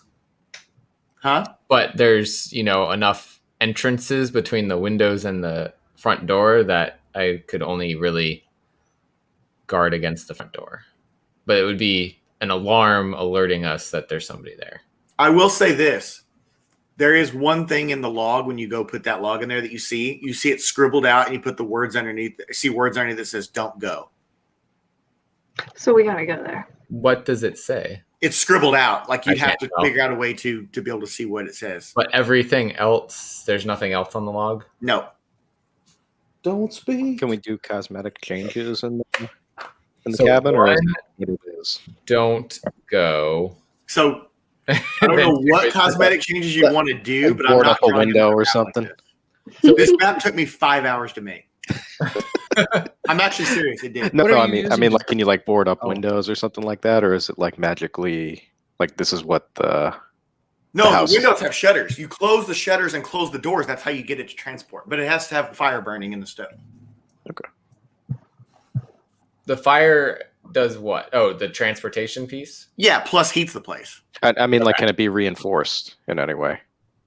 Like if there's No, shutters. dude, it is a tiny wooden cottage. Nothing is going to. If somebody wants to get in here to you, they're going to get in. Okay. They could walk up and kick them shutters open like that. A regular soldier could. So forget any kind of monster. Okay. Okay, guys. Well, this is our portable house here. So here's the grand tour. We're not going to stay too long because we got some haints to take care of. Yeah. So there you go. So in the future, you can use it to transport. You can use it to rest. You can use it to eat. You can use it to store a few things. And it'll always be in Jeremy's pocket. So let's say I was like, I'm really curious about Don't Go. Can I go there? You will have to figure out how to decipher that at some point. Okay, so I have to know where it is. Yeah, because you have to say it out loud whenever you. Okay. Yeah. Okay. How are we constitutionally? Have we been? Are we tired from a long day of train riding or are we feeling? Do we want to attack the mansion, so to speak, Attack the in mansion. daylight? I mean, you guys were really well rested on the train. It's just at Okay. night. So like that, All right. the battle with the Gators didn't do that much to you. I wouldn't think you need to go to sleep immediately. All right. You're not going to fall asleep in the middle of a combat, I don't think. And it can't happen. That's the reason why Phil's asking that. I'm sure he's been in a scenario where that's happened. So are you guys going to wrap up the cube then and go onto the mansion, or anything you want to do inside of here? I don't know. Anybody need to Anybody need to use the washroom or leave anything in here? Bathroom break. Good. Although this is mighty impressive, wizard. I'm gonna put the thank you, Alon. I am going to put the transportation cube book on the bookshelf. That is a very smart idea. So nobody else can figure out. That is a very smart idea because then you'll always be able to refer to the manual about things with it. So it is out of my inventory. It's on the bookshelf, and I am good with everything else. Yeah, and you can keep inventory on. Whoever has the cube can keep inventory on. So there you go. Nice. Are you ready to put it up then? Are we all out? Yes. Assume. Retract. Awesome. There it goes. And it just folds back up into a tiny fashioned cube, and you just pick it up and put it back in. Wait, I have to go to the bathroom. He throws it back out and does it again. That's from Sean Miller. Okay. Bean's still in the washroom. Now, you guys, I'm going to go ahead and remove this. All right. So that was, kind of off in the field over here. Maybe I want to say maybe 50 yards down from the mansion, which you see does have lights on. Do I assume we approach the mansion? I'm leaving it to you guys. Let's approach the mansion. Do we want to do it as one group, or do we want to? Is the Commandant with us? Yeah, Commandant's right there. He was waiting to see how you guys were going to react or whatever. Okay, so Commandant let's walk up and knock on the door. Shall we then?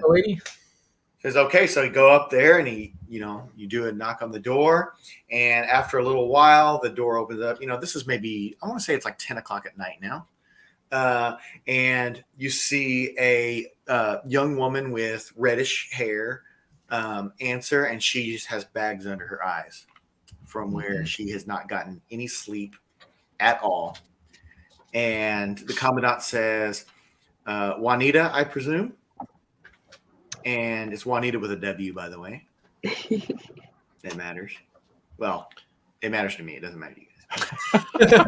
Well, it does. Is that like W-A or W-U-A? W-A-N-I-T-A. Just for that, I'm calling her Juanita.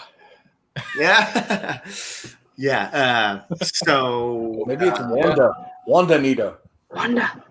So she says, you must be Commandant Lassard and your battalion of students. You couldn't have gotten here soon enough. Please come in. And so Commandant goes in, and I assume the rest of you do as well. Yes. That seems absolutely. And she says, this is just horrible. See, my grandfather was a brave knight named Sir William Ainsworth, and he fought many, many battles and was a hero to our country. And I am the only surviving member of his offspring. He outlived his entire family, but he left this mansion and a great treasure to me, or so he said. There must have been some kind of mistake. But when I moved here with my fiance, we found no treasure. We only found this house, and we were going to fix it up with the money, and there was no money. And now there's tax collectors coming for me, and my fiance's left. And at night, the horrible things are whispered into my ear by the slain victims of my grandfather. Damn, son. They're telling me to leave. They're telling me that this place is not for me and the treasure's not for me. Did you recreate the Winchester Mansion? It was heavily inspired by this. Yes. And my own family lore, by the way. Nice. So the Commandant says, yes, I've dealt with this sort of thing before. The poltergeists, they are troublesome spirits, usually not dangerous, though they can be. And the problem is that we need to find that treasure, because the fact that they're constantly telling you that they don't want you to have the treasure, based on my past experience, you finding the treasure is what will make them go away. So my students and I will help figure this out. Has there been any spiritual activity tonight? And she says, no, I'm to the point now where I can't sleep regardless of whether anything's happening. So I'm just up all night, and I've torn this place apart trying to find it, and I just don't know what to do. I have nowhere else to go. I was down on my luck before I inherited this house.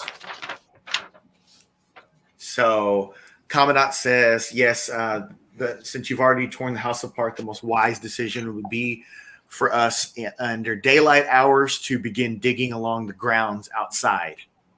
So I suggest we all take rest tonight, and in the morning we'll begin digging. And she says, I understand. And she takes you into the house and gives you a small tour, which here you go. I'm going to bring up the map here for you.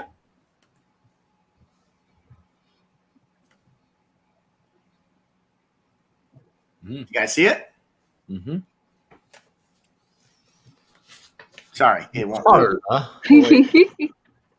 I do. There we go. How about that, huh? Okay. So you guys have been brought in here, and she takes you. There's a parlor over here. There's a study here with a lot of nice, comfortable chairs, and there's books and stuff. And this hallway here goes between here to the kitchen and to the dining room. There's an exit here. There's a bathroom here. Behind the staircase is a descending staircase into the cellar. This staircase goes up to the second floor hallway to a large red upholstered chair sitting here at the end of the hall. And there's guest rooms, bathrooms, storage closet, master bedroom. And this is like one of those rooms like you've seen that have a shared door between. They slide and the two bedrooms connect. So she says you are all welcome to a guest room, but I have a request. Elf Girl, would you mind sleeping in the room with me tonight? Because I Protection. feel very, very unsafe sleeping in that room or any room. That's good. I don't sleep. I trance, so I can see everything that's going on. Yeah. It's customary to offer dinner before you invite a lady to your room. Actually, I'm glad you said that because I was going to bring up some dinner. She's going to offer you guys shrimp gumbo. Ooh. Can everybody give me a Constitution saving throw with advantage? Is it gonna be spicy?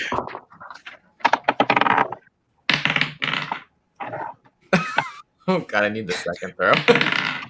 Oh God. Ooh, 18. I got a 5. Wait, hold on. Who got 5? That was your Lewis, highest two throws. You got a 5? Okay, man, you're not taking this Two throws? 2 throws? Yeah, you get 2 throws. Yeah, with yeah, 2 advantage, so you throws. take the higher. I got a crit fail. A crit fail? I'll take the 5. I'll take the 5. Wait, you don't get to take. You don't get to. It's a. Sorry. Yeah, so you Two. take, I got a 1 and I got 2, so it's 5. Yeah. Yeah. Okay. So you're taking trips to the bathroom as soon as you eat this thing. This thing hits you. You've never had food like this. So am I. It's tasty. Everyone likes it. But what did you roll, Phil?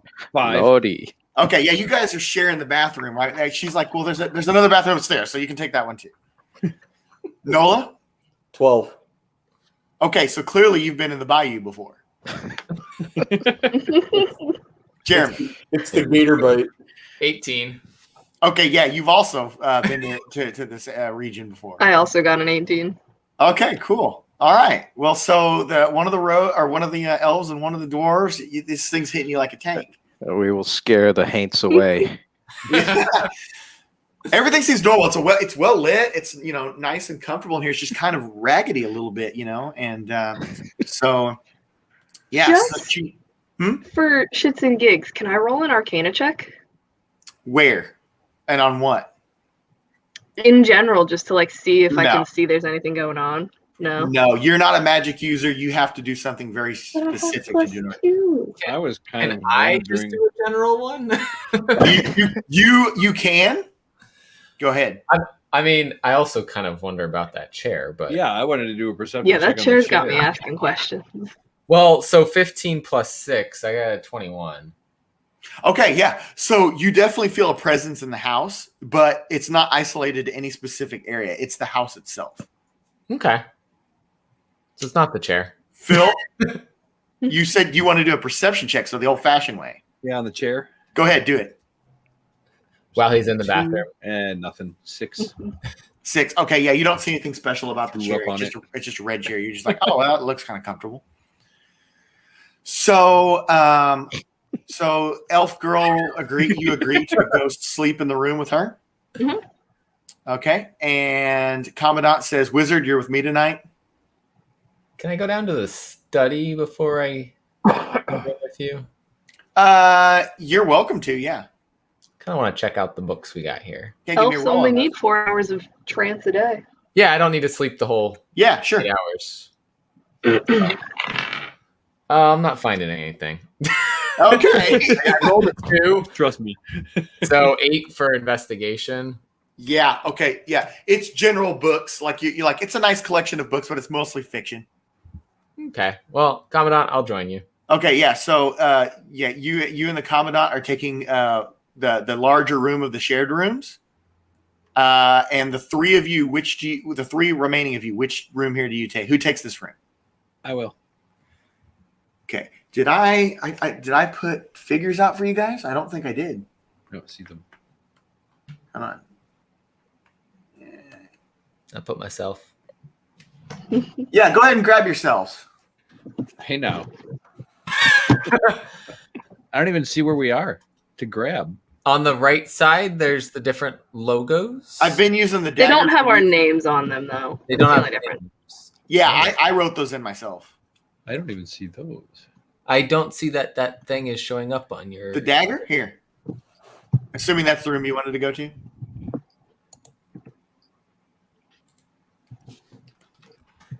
So Lewis is just in the bathroom. He's not going to sleep tonight. I'm curling up in the bathtub here. It's going to be a long night. Okay. Well, this room here is available Presence when you're living. ready to sleep. The presence will linger. All right. So, okay, so we're all settled there on that. And in the morning, we shall begin digging on the grounds, okay? So Hey. I would what's that? Before I go to sleep, I'm going to use one of my new 2nd level channel divinity things to take all of my copper pieces and turn them into copper wire. Okay, so you have 8 pieces of copper, if I remember correctly, right? Yep. This is enough copper wire to make a necklace that's loosely fitting. Like if you were to put it around you, okay? And I'm going to assume that you're just good enough to do that with copper. I'm not going to have you do a roll for it. No, it's a there's no fail. Okay. All right. I've never seen that before. I'll send you the link for it so you know what it is. It's fine. Don't worry about it. Yeah. Okay. So you're winding down for the night. You're getting into your meditative states, you elves, and you see. I want to say, Dahlia. You see Juanita go, and she lays down, and she actually falls asleep. And this may be the first time she's full on fell asleep in at least 2 months or more. And the night is going on, and it's very uneventful. Nothing's really going on. Lewis, are you in the bathroom right now? I finished in the bathroom and I have gone to the spare bedroom to sleep. Okay, so you're in that spare bedroom. Okay, Phil, will you give me a Constitution saving throw?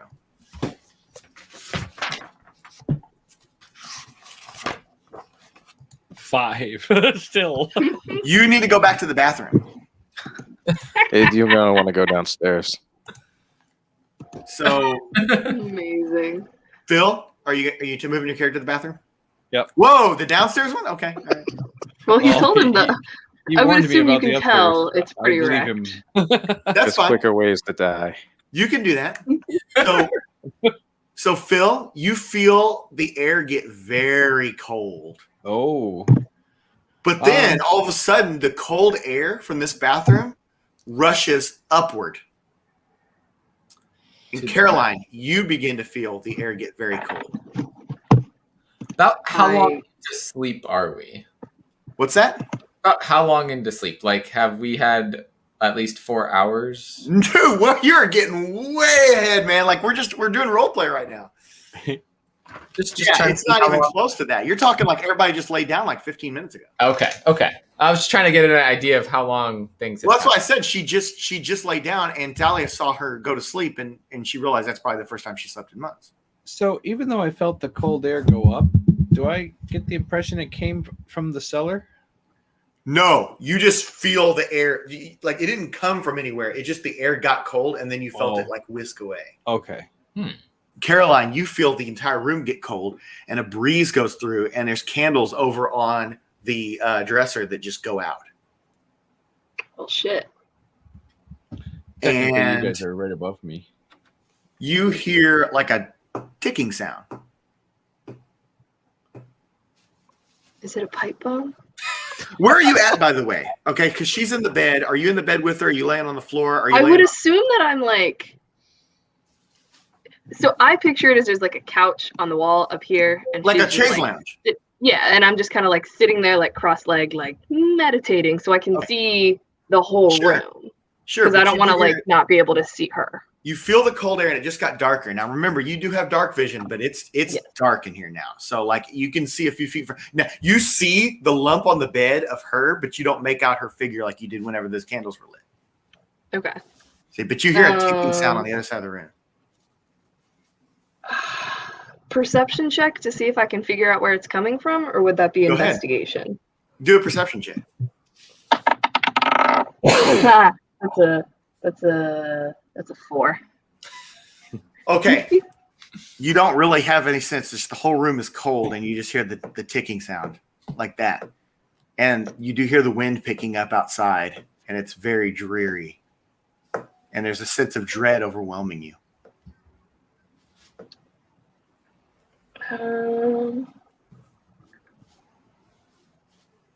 I'm sneaky. I want to go rouse the commandant and let him know shit's happening. I'm quiet, so I can get out of the room without waking her up. I So leave you the get door up open. and you begin walking across the room, and there's a large mirror, Oh man, I don't like mirrors. vertical. So as you're passing the mirror, you glance over, and behind you in the reflection is a warrior woman, like an Amazonian. Genuinely, that's one of my greatest fears. And she looks toward you and goes, I assume I would scream back. yeah. They got on here at the right time. So that happens, and the reflection disappears, and Juanita wakes up in a quick. What happened? I saw something in the mirror and it screamed at me, and I yelled back at it. Everyone heard that in the house, by the way. Yeah, I would assume so. Wait, the question: did they just hear me, or did they also hear the other scream? Oh, ask your comrades. Let's see here. Run in? Everyone who wasn't in that room, so everyone with her, I want you to give me a perception check. Did it make me have to go to the bathroom a little more? No. Okay. Let's see. Perception. Go to 10. Perception, you said? Oh my gosh. 4. We're not a very perceptive bunch. I'm just. You got a 4? Yeah. Okay, Jeremy. 13, so no more than my passive perception. Okay, Lewis. 10. Okay, Nolan. 17. Okay, so Nola, you're the only one that differentiated 2 screams. Everyone else just heard Dahlia do it. Okay. So what do you guys do? What's your reaction to hearing this? Go ahead and move your pieces as you see fit. Do I need to make another constitution roll before I leave the restroom? Wait, what now? Do I need to make another constitution roll before I leave the restroom? No. Okay. No, Then I'll you've come been scared upstairs. shitless, sir. Stay right on that throne. I want to run upstairs to see what the matter is. Okay. Go ahead and move your piece then. I guess me and the commandant are going to probably come. Yeah. I'll move. Yeah. Okay. Thanks for moving in for me. I got him. We're apparently friends. Okay. He's like, what the devil happened? There's a pipe bomb in the wall, and I don't know. There's a mysterious ticking noise. Oh yeah, and yeah, I yeah. So again, the warrior woman disappeared, but how it worked is like it's like the mirror shattered, but it was just the reflection behind you shattered, and it just looks normal with you looking at yourself in the reflection. Cool. So I heard a mysterious ticking noise, and I went to go arouse you and have you help me figure it out. And on my way there, I saw a figure in the mirror, and it yelled at me, and I yelled back. I was scared. Not like yelled back, like aggressively yelled back, but like it yelled, and I went, "Oh my god!" Like reactive Sean yelling, Miller not says like. my dog jumped. I would like to kick the mirror. You kicked it for real? Go ahead. Yeah. Do I roll? Yeah. 10 or higher. 12. Okay. Oh, plus. You kick it, and that sucker just swings back around like this. Crikey. Can I do an Arcana check on the mirror? Go ahead. Nope. That's an 8. Okay. Yep. Nothing about it, just a mirror. And she says, maybe we should go downstairs and have some coffee. Yeah, we're clearly going to be up all night. Okay. So she goes out to the hall, and you guys follow her, and he's with you. And see, Commandant walking, he's walking over here.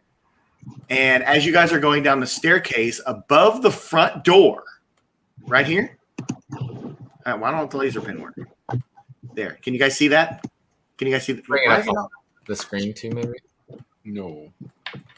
Just don't say Candyman in front of the mirror. Can you guys see the laser pen? Actually, you stopped sharing the screen. We're back to Yeah. 6th grid. Oh. But no, real talk. I Oculus don't know is why like genuinely one of my greatest fears. So that worked out really well then. You guys weren't expecting Gothic Heart. Don't look at mirrors when I'm walking by them in the night. I just don't want to know that there's another one. That's not the first time I've screamed during a No campaign. One time there was a banshee in the woods and like in this house, and I did something similar to that. You picked a good spooky for me. Okay, cool. All right, so now can you guys see the laser? I'll be interested to go back to see who blinked. No laser. No laser. Really? Why won't this work? All right, how about now? No. Really? What the hell's going on here? Right now. Not today. Yeah, because I really wanted to show you. So anyway, so do you guys see where the front door is? Yep, down to the bottom. So as you guys are coming down the stairs, you see a portrait of what you would assume would be Sir William Ainsworth in full armor with his, what do you call it, a lance and his helmet, and he's sitting on a large red upholstered chair. It's the chair. Oh. So set the chair on fire. I can do that. If I learned anything from Supernatural, it's set everything on fire. Let's make sure there's nothing hidden in the upholstery first. The money's in the banana stand. There's always money in the banana stand. Okay, so does anybody have any kind of response to this? Do you have Just insurance seeing on that? this house? I'd like to sit in the bridge. I mean, it's not doing anything, right? We just see the portrait. No, you're just coming down the stairs and you see the portrait, and the chair is the same chair that's at the top of the stairs. I'd like to. We already did an Did you do an Arcana check on it? I'd like to sit in the chair. We didn't do anything specific on the chair. I think Bean did a perception check on it. But I feel like my character's been kind of suspicious of the chair since the beginning because Sure. kind of jumped out. Yeah. But he kind of did that earlier, like Arcana check, and felt kind of, it wasn't anything specific, but that image kind of unsettles him. Mm-hmm. So he's not going to necessarily specifically go check the chair because it looks like Bean's going to go sit on it. I'm going to go sit in it. But I'm going to ask Juanita what she knows about the chair. She says, all I know is that it was my grandfather's favorite chair. It used to be down in the study, but I guess after he died, someone moved it up here. Someone? Where did he get it from? Do you know? I don't know. It's just a chair to me. I think we should take the chair back down to the study. Yeah. Who's going to try that? Does she know where it originally belonged in the study? No, she just remembers he used to sit in the study in that chair. Who's got the best strength? I'll do it. Who moved it? So Nola, you go up to go move the chair and you realize it is bolted in place to where it is. Yank those bad boys out. This is Who else is? Who is standing in the hallway upstairs? I am. Okay. Oh, where is? I was gonna go sit in it. I would assume she's still in the. She hold and on. I have gone downstairs to make coffee. You guys were heading down when you saw. We were all like, everybody decided to run back up and look at that. Here, like at least the stairs.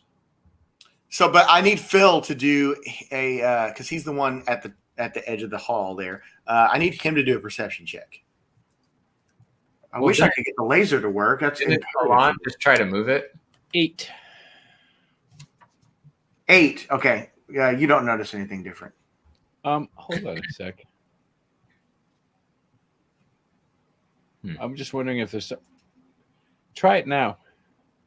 The laser? Oh, Yeah. I see a it. red dot at the top of the screen. There. Yep. There it that is. wasn't working before. Just so you know, I selected over here the laser button, which is on the far right. These controls on the right. I selected the laser button, and now you can use it. Yep. All right. Thanks. Okay. Okay. So is everyone on the map where everyone is? I assume so. I would be next to Juanita because I've been given the command to protect. Okay. Ulfgar and Caroline both give perception checks.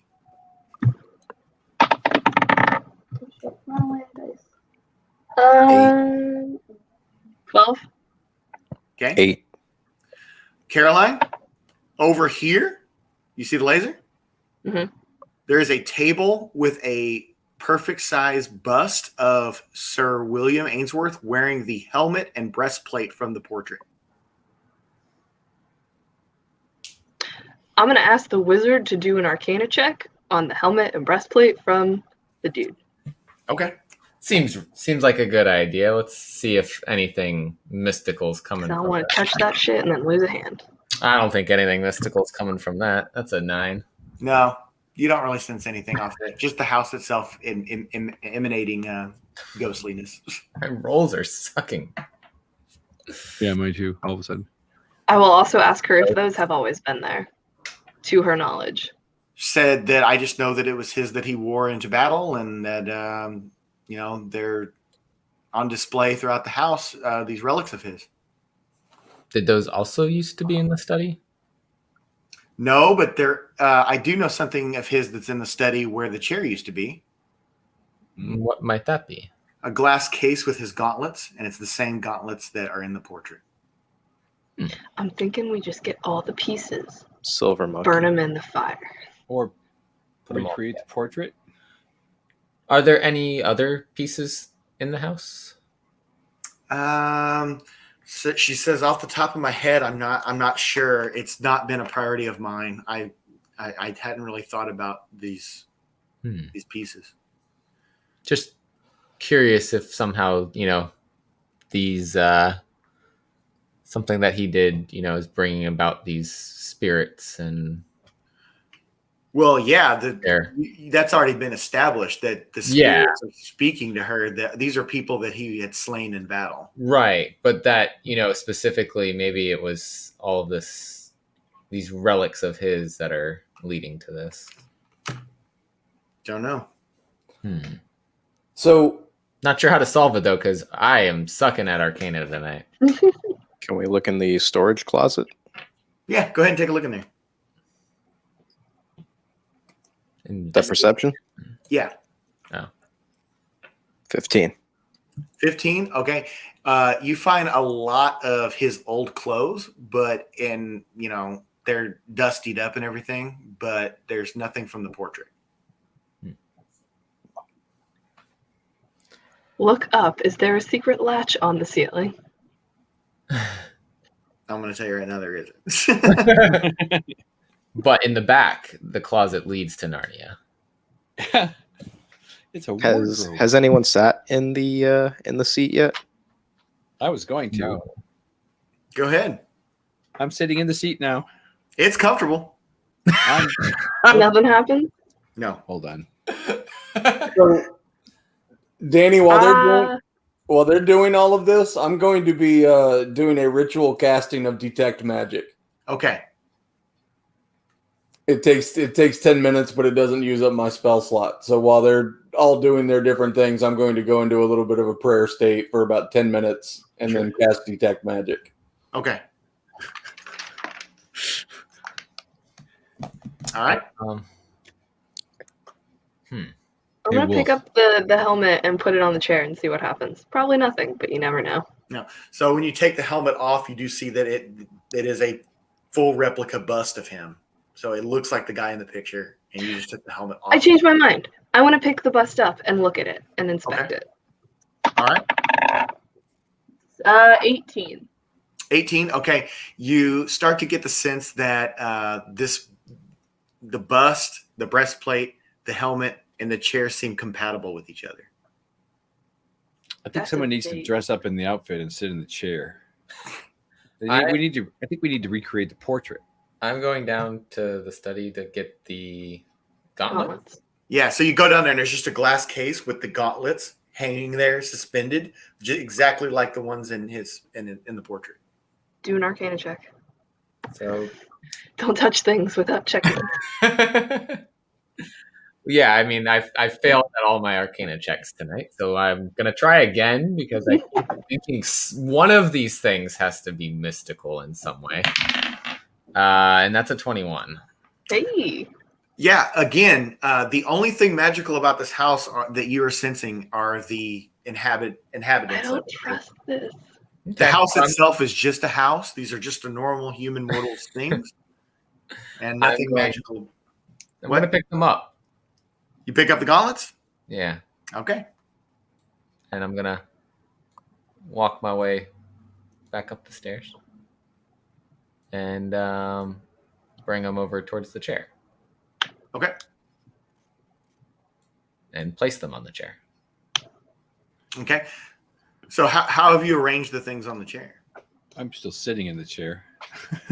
It's all just in his lap. He's just holding it. I'll get out of the whoop. I'm drawing on the chair. So we have the helmet, the bust, the helmet, the breastplate, and the gauntlets. Where's the breastplate from? The bust. Right? Oh, it has the breastplate on it too? Mm-hmm. Gotcha. I think so. Okay. So that's sitting on the chair. I'll put the gauntlets on. Everything is sitting there? I'll put the gauntlets on the arms. Okay. So you have the bust, breastplate, wearing the helmet, and the gauntlets. But you realize that there are things missing.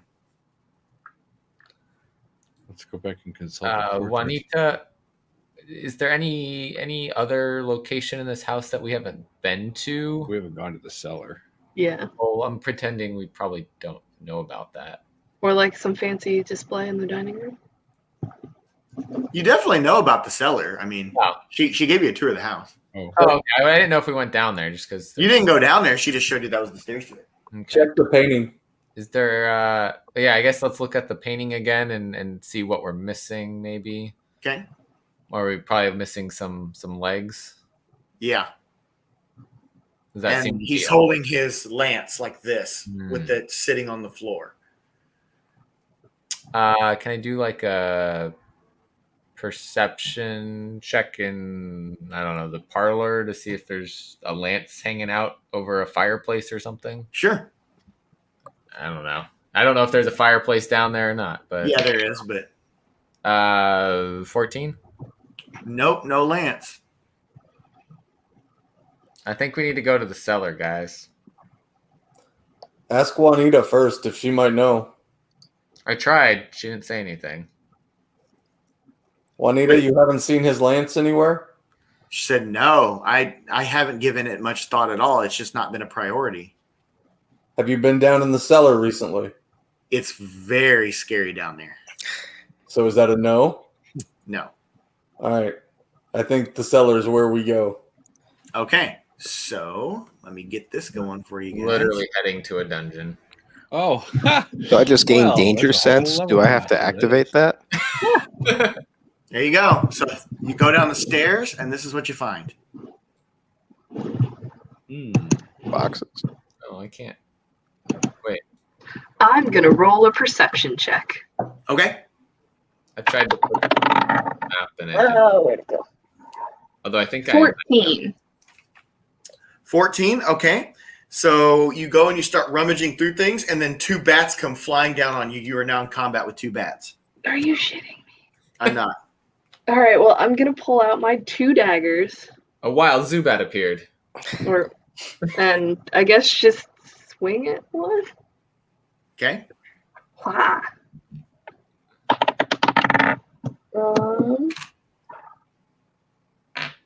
8, 9, 10. 14. That'll hit. And then a D4. Which one is the D4? Pyramid. Number on top. And then it's the number at the Cool, top. number on top. Huh, a 1 plus 4 is a 5. You just slaughtered 1 bat. Hell yeah. And now it's the bat's turn. Bat rolls a 9. I assume your AC's higher than that. Yeah, I have 15. Okay, your turn again.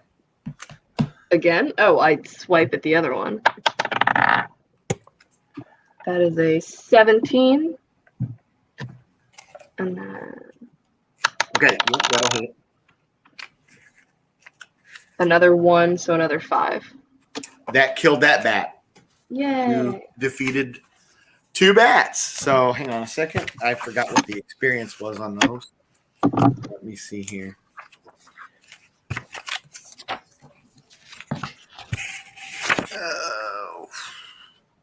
Where the heck? Oh, here it is. You get 20 experience for killing 2 bats. Woo! Kill them bats. Okay. Who's down here with you? I would have gone. Okay. I'm down. Thought we all went. All right. So does everybody want to roll a perception like her? If it means finding bats, no. Oops. Use the right die. Mine's a 20. 10. 20? A dirty 20. Nice. Oh. Okay. But okay, so you have 20. In this heap over here, I'm assuming you can see the laser. No. No. You don't see the laser? I see it. Turn the laser on, Phil. Oh, I see. Well, Wait. What about now? Try it. right now. Oh, I see it. It's just really small. Yeah. So in this heap over here, you find a long object wrapped in a blanket or like a sheet. That looks like what we want. I believe we may have found what we were looking for, peoples. Well, half. We still need his pants. Can I just roll another Arcana check on this? Sure. Well, I still have detect magic up, so. Oh. Yeah. Nothing's coming off on either of your senses of magic outside of just the house itself and the hauntings. What just? So I guess, are we looking for legs as well? I would assume so. You guys have torn this place apart, and you're not finding anything that seems like it would be from that portrait, other than the fact that when you unwrap that, you do find out this is Lance. Okay. All right. Well, So let's go we back we up didn't there. go in this. We've been in every room upstairs, right? Yeah, but you haven't searched any rooms. Like you guys haven't searched one single room. Okay. Yeah, let's go back upstairs. I would like let's hit the study. The study is the one place you study's did been because you done. went down to get the gauntlets. Yeah. Oh, So when I'm you gonna guys come go- upstairs, when you're coming up the stairs, the lights start to flicker and you feel cold air. God damn it! Not again. And the lights are just bzz, bzz, bzz, bzz, bzz, bzz, bzz, bzz. For the sake of expediency, can we do the dreaded party split up and start searching rooms? So here's the thing. You say the dreaded party split up, and I know why. I don't abide by that because what I do is I dampen things to the point where a party can function separated. Like, I'm not going to let you, unless you just are really, really stupid, haul off and die only because you don't have a comrade next to you. So going forward, don't think that you I found out early on when I was DMing that parties always abided by that. And it's like, man, this is no fun because they want to be shoulder to shoulder constantly. Well, then I'm going to go upstairs and start searching all of the guest rooms and the master bedroom. Okay, perfect. I'm thinking I would try to search the master bedroom. Okay. Thinking because that's where the But hold on, you guys aren't that far yet. He literally just said what he's going to do, so I have to react to that. So he's going up. You guys are all down here.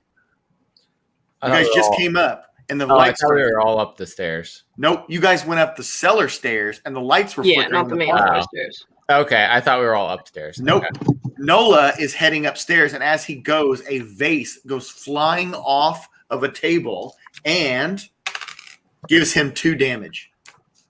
Took 2 damage from a vase. Oh, it's like a flying big, vase. We're talking like a big, like this thing looks oriental, like it's like not from around here at all.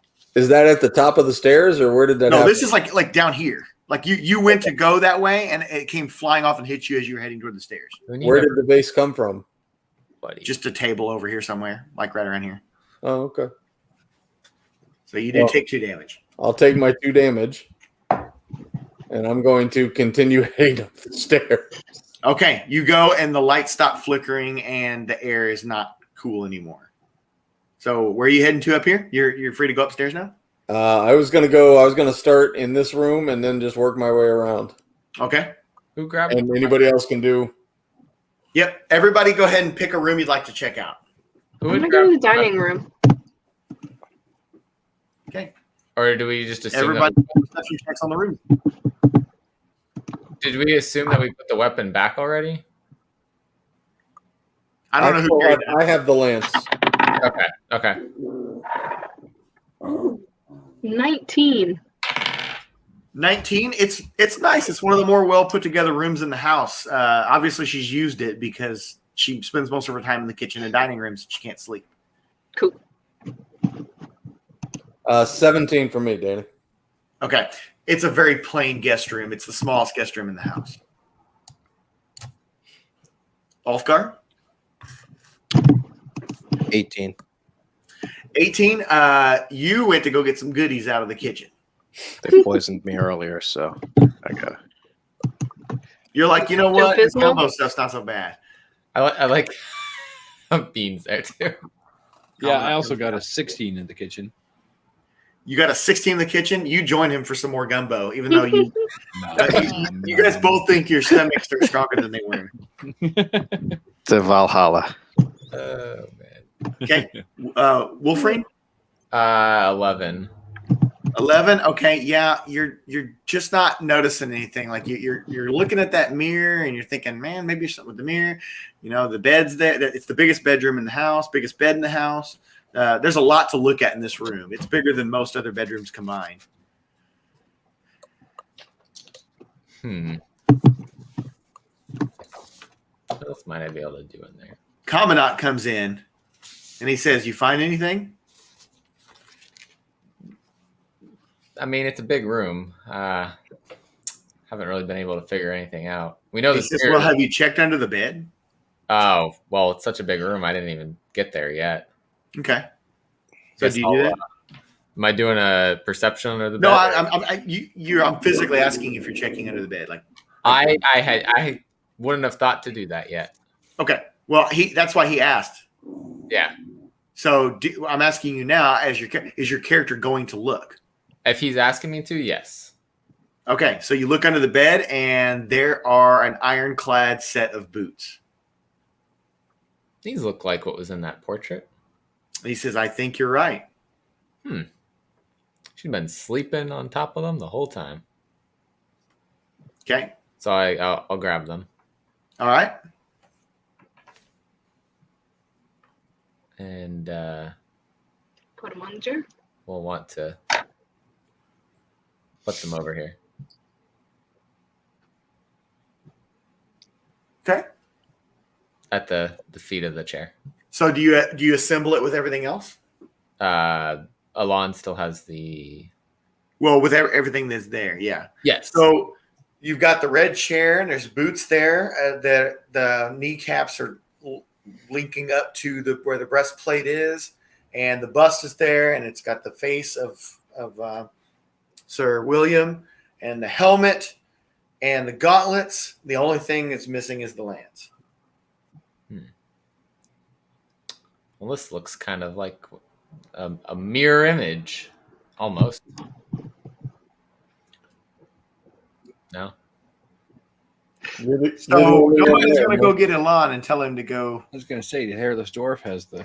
Yeah, go ahead and shout for the lance. Yeah, nobody else knows you have all this stuff. So Lance it over here, sir. Can you hear me? Where? Elan? Elan? Hello. Come quick. We found the boots. All right. And I'm assuming everyone would head upstairs at the commotion. I am. If He's back in the bathroom. He's like, I'll be a minute. I sing songs about me, lads. That gumbo you had again. It was a noble one. The gumbo did what the croc couldn't. So The revenge of the croc. So I'm going to say that Elan, do you put the lance in the gauntlet's hand? I put the lance. I feel like I should Put know. the lance in the hand. Yeah. Okay, so you put that there and you position it as it is in the portrait, and then you see the lance start to slightly sink down, like there was a compartment of the floor right there that pushed it, and you guys hear a sound coming from downstairs. To the I cellar. assume we go downstairs. It's probably just Ulf in the bathroom. So as you start to go downstairs, you realize the center part of the stairs is lifted up like the Munsters staircase to their basement. Oh. So there is a hidden staircase below the staircase. Here, I'll try to laser pin it if it'll work. Yeah, right here. So the center part of the staircase lifts up, and you can walk down around it on the sides. What did I miss? I didn't do this. We opened a portal to another world. Jump Are we in. trapped upstairs then? No, I just said you can walk down on the So walk sides. down the Yeah. side. It's like the middle of the Yeah, stairs. if you've ever seen the Munsters, that's how their staircase lifted. I I got you. haven't. So we kind of gotta walk along the side. All right. Well, let's go. Jeremy and I are big. Let's go into the Yeah. scary understair. Not so familiar. Okay, so you guys head down there, and this is what you come out of. Oh. Aha! A chest. Look, ornate bags. Actually, haha! A My book. favorite. Okay. And what is your guys' reaction? First of all, who's coming down the stairs first? It's just thin enough for one person to go at a time. I'll go first. So you go down and you see this. What is it you see? I'm assuming you have, some kind of lantern. Everyone probably has. Every other person. Is this within 10 minutes of when I cast the detect magic spell? It's way past that. You guys have been looking for like an hour. No worries. All right. Yeah, I'm just gonna come straight down cautiously, but one step at a time. Okay. And you see this really nice gold chest and these ornate bags. And there's a bookshelf over here. And Commandant's right behind you as you're coming down the stairs. All right. Well, Okay. then I will continue into the room. Okay. And if nothing happens, I will shout out to the rest that they should come on down. all right, so everybody's coming down. And Juanita's coming down too. She's last because this room really scares her because she didn't like going in the other cellar. I'm going to stay at the top of the stairs. Okay. I see a nice bookshelf. I'll go in a little bit. Okay. I want to just roll a perception check. Just Go ahead. if nobody has yet.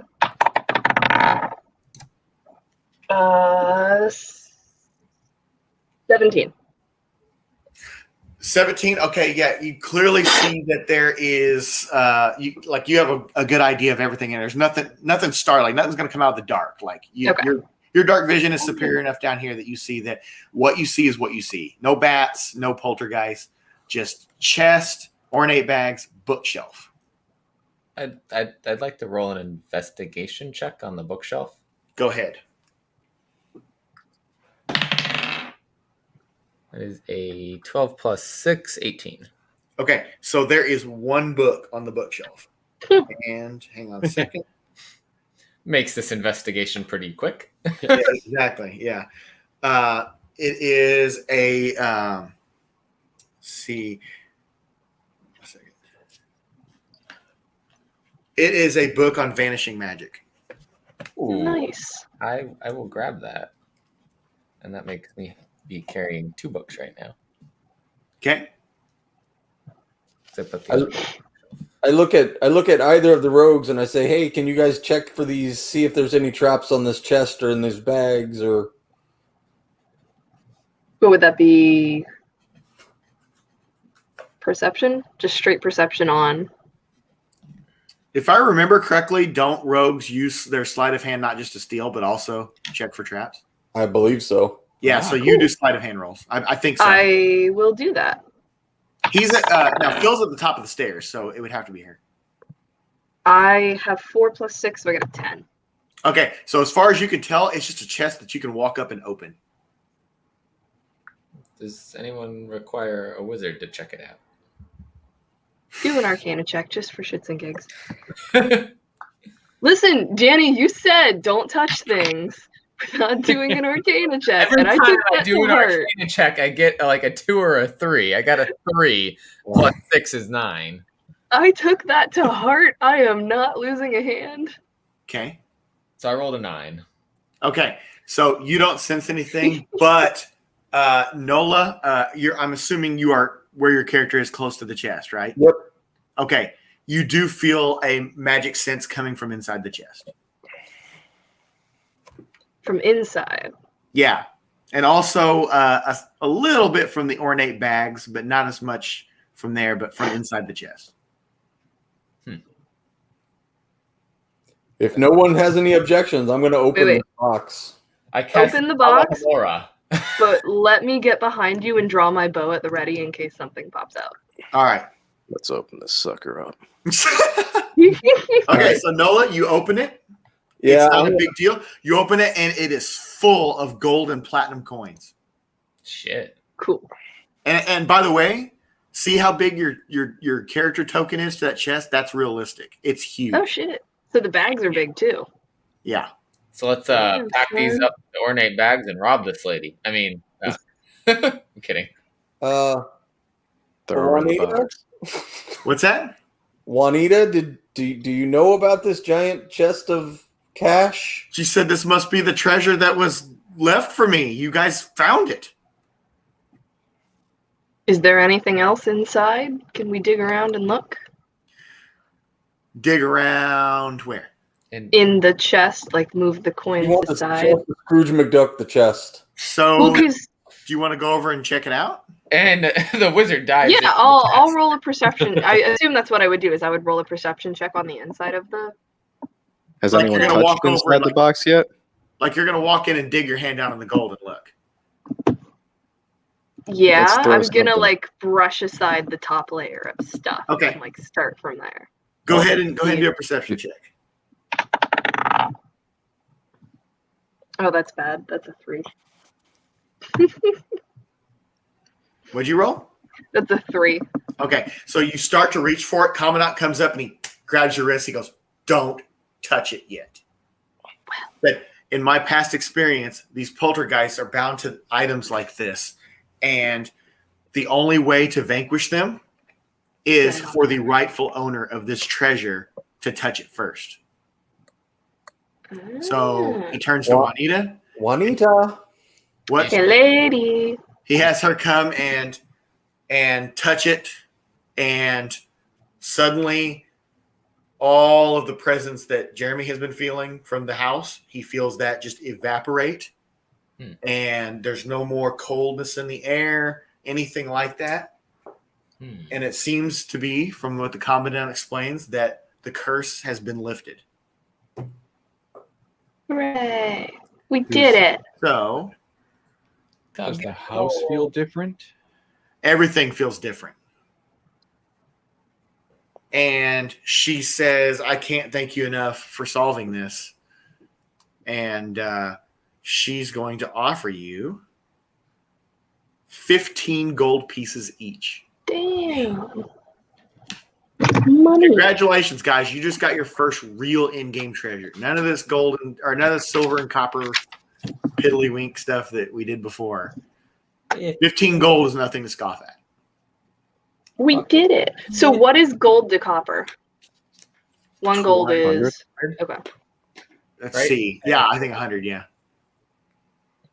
There's Okay. a random one. in You there. also, between the 5 of you, share 1,000 experience points. 200 each? Whoa. 200 each.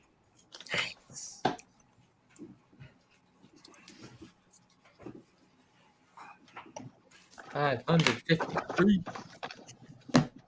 So she says that she's going to use the money that she found here to pay off the bill that she owes and get this house back in order and restore it to the rightful glory in which her family left it. And she offers that if anytime you're in the area, you're welcome to come stay here. We'll just pop on by with our house. Yeah, exactly. You guys could do that. You guys could just Take our teleport house there to her next to it house. and then go see her. And if she says if there's anything she can ever do to help, then she would gladly assist. And then, of course, she tells you can keep that book that you found. And No, you didn't just steal that. Yeah. I did make it vanish. I want to have sex with her. Actually, Phil, do you really? No. Okay. I am not a DM that likes to say no. I like to give warnings to people, but I don't say no. She just might a- want to say no, though. I'm just referring to your opening credits. Oh, I know. I'm referring to it also. I'm referring to anyone in this game welcome to do it. I assume you got all the silverware in your pockets already, so. So, Say anything. so before we move forward, because we'll probably do a little bit more here, what did you guys think about going through and doing a scenario like this where you have to solve something? That's good. I like it. Yeah. You guys just had to think outside the box. Where I know that Nola was holding back. We were getting some bad rolls too. I don't know if we would have done any Yeah, better so with better rolls. So going forward, I would say that the biggest takeaway for this is that you guys don't have to be shoulder to shoulder with each other. You guys Okay. can go off and do things and play around and experiment with things. And not everything needs a direct Arcana check. A general one for the area is going to do it. Like, if you didn't sense I check everything. yeah. You point blank said don't open anything. But Don't Nola touch was it. right using the detect magic, but it's something he had to be right up on because it was directly tied to the curse. Because the curse was, remember, she was getting the voices in her head at night saying, to leave the treasure. Well, they're disembodied spirits, so they can't do anything with the treasure. So the commandant knew from his past experience that she had to get the treasure and physically touch it. So once she got it, she has the treasure now. Those spirits have no Claim. claim at all anymore. So you restored honor to the Ainsworth family. Remember, this was an honorable guy. These people that he killed were not good people. They were killed in battle. No, it's war. Yeah. So That's true. True. So cool. So anyway, so you guys finally get a good night's rest, and morning comes, and you don't have to go out. You guys are thankfully you don't have to dig around the yard like you were thinking you were having to. And the commandant starts to take you back, and you wave bye to Juanita, and there you go. And so you guys take the next couple days journey back to, you get back to Salt Marsh and the train takes you back to Secret City. This wasn't a very physically taxing journey. It was just a long journey and mental taxing, and it was scary. Oh, I should have asked before, do any of you have is there anything in your proficiencies that says you have an immunity to getting afraid? Ooh, maybe. To getting what? To being afraid. No. I've never had to use that before, and some people have it, so I didn't think to bring it up. The elves all have Fey ancestry, so we can't be put to sleep with magic. Okay, yeah, that's not the same thing. Can't be charmed. We yeah, have advantage on save versus Yeah. charm, whatever that means. Yeah. You roll twice. All I care about is the fear thing, because Okay. beings like specters and poltergeists and stuff like that, they can scare, and actually like gnomes and halflings, they can be scared by large creatures. So that like stunts your like movements and stuff. So, but I didn't think to bring it up. I figured just screaming at you guys and when they looked in the mirror would be enough. Yeah, for me at least. So you guys, you head back to Seeker City and you get the Commandant pays for a stagecoach taxi to take you back to Northridge. You return to the school. It's been about 5 days, I think, because it was like 2 days down, 1 day around there. So it's been roughly a 5-day journey. So this was not a scoff at. This has been, you spent, I would say, since you guys, it's been a little over 2 weeks since you first came to the school. About 3 weeks, actually. By the end of this, it's been about 3 weeks since you came to the school. So, by the way, at some point during our traveling, I would have walked up to the wizard and just tossed him the copper wire that I made and walked on by. And what? Just kept the wire that he needed. Yeah, sure, that makes sense. Okay. And I'm going to assume, Jeremy, that you read a little bit on the Blue Mountain, but you didn't get into that much. You just mostly read. You mostly wanted to understand like the cube, and then you read the book. Yeah. I would see the mythical Blue Mountain would have been my like return journey reading. Yeah, and that was just like you just got started on that because the manual was like literally like a manual. I think like a manual you buy like an appliance, right? Mm-hmm. Like it's like usually like 8 to 10 pages. Well, this Blue Mountain, like you're just now digging into that. So you're basically reading what I had read off to you before. Generally, it's a book about. Hold on. Where's it even about there's hot springs that cure vampirism, curses, hexes, poisoning, sleep enchantments, possessed people are exorcised merely by hiking up toward the mountain summit. Even a simple stone from the mountain can have an effect on those possessed with evil spirits. So you can take a stone away from the mountain and use it to help possession, stuff like that. So, but it's mythical, and there's not enough here to figure out where it is. Like there's a general location, but you need there's no map. Yes. So you just have a better idea now of what the mountain is, and you think that, hey, if this place is real, then it could be very helpful to a lot of people. No hints about where the map is, though. So now we're back at the school. We've been playing for 2 and almost a half hours.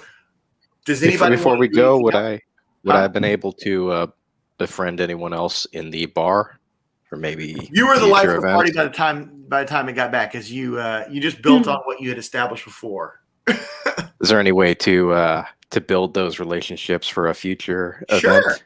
Sure. Okay. Yeah, because a lot of these people are riding the train. So I'm going to assume that you did run into some of the same people. They're business people. And, of course, you would know the bartenders and everything. So, yeah, riding the train again, it's very possible that you could get free drinks or maybe tips on something, or possibly we'll keep that in mind next time you're on a train. Okay. So we're back at the school, though. Does everybody want to drop it here, or would you like to continue on with something minor? I can stay on for like another half hour. So it's up to everyone else. Good. I'm good for 30. Okay. Do excellent. That. Okay. So when you return to the school, you go back and you rest, and it's a bunch of la-di-da-di-da, right? I'm gonna say that a couple of days go by that you rest, and hold on. Are we fully healed? I assume now. Yeah, definitely. After a long rest, which would have been like the first full night's sleep, you're healed. So hold on a second. I'm trying to find something. Okay. So a request comes to the school from Northridge, actually. So this isn't something from out of town. This isn't the mail showing up saying, hey, we need adventurers. This is someone from the town comes, and the commandant invites you all into his office. So I'm going to, without bringing up the map, assume you guys are just in his office. And he says, I have a special request for you guys. You guys have been great. This should be super easy. I don't expect it to be anything, but a town meeting has been called, and my presence, since I'm a major figure in Northridge, is needed as a member of the council. And I would like to have you all as my personal guard and security for the town meeting. Does anyone object to that? Go us. I don't object. Okay. As your resident wizard, I shall be there. So say we all. Yeah. So let me get up the Northridge map here. All right. Well, you guys are all still at the stable. How about that? Hang on. Let me get get that going for you. All right. So it's a Friday night, and down here at City Hall, outside of City Hall. There's tiki torches set up and all that. And excuse me. And let me grab the commandant here. And he is going to go to the meeting. And at the meeting, you're meeting a lot of the people that you never got to meet here at Northridge. You do meet the Caroline and her dorm mate have actually met the owners of Hungry's because they ate there. The general store owner is there. The owner of Alpine Tavern is there. The several people who own large farms, like this up here is a very large farm up here. So a lot of the major people are here, but it's not like the whole town or anything. There's like 350 people here. So there's about Is 8 or 9 Fancy Pants here? Fancy Pants is not, but his father is here, and that is what the meeting's about. The mayor is there, and the Fancy Pants' father is giving a presentation. So would everyone give a perception check? Because you're all basically security for this gathering. 21. 23. 16. Okay, excellent. 13. So it's a very calm environment. There's you're not like on edge. You're not like holding your weapons or anything like that. Like it's like kind of leaned up against walls and just making sure shit doesn't go crazy, right? So,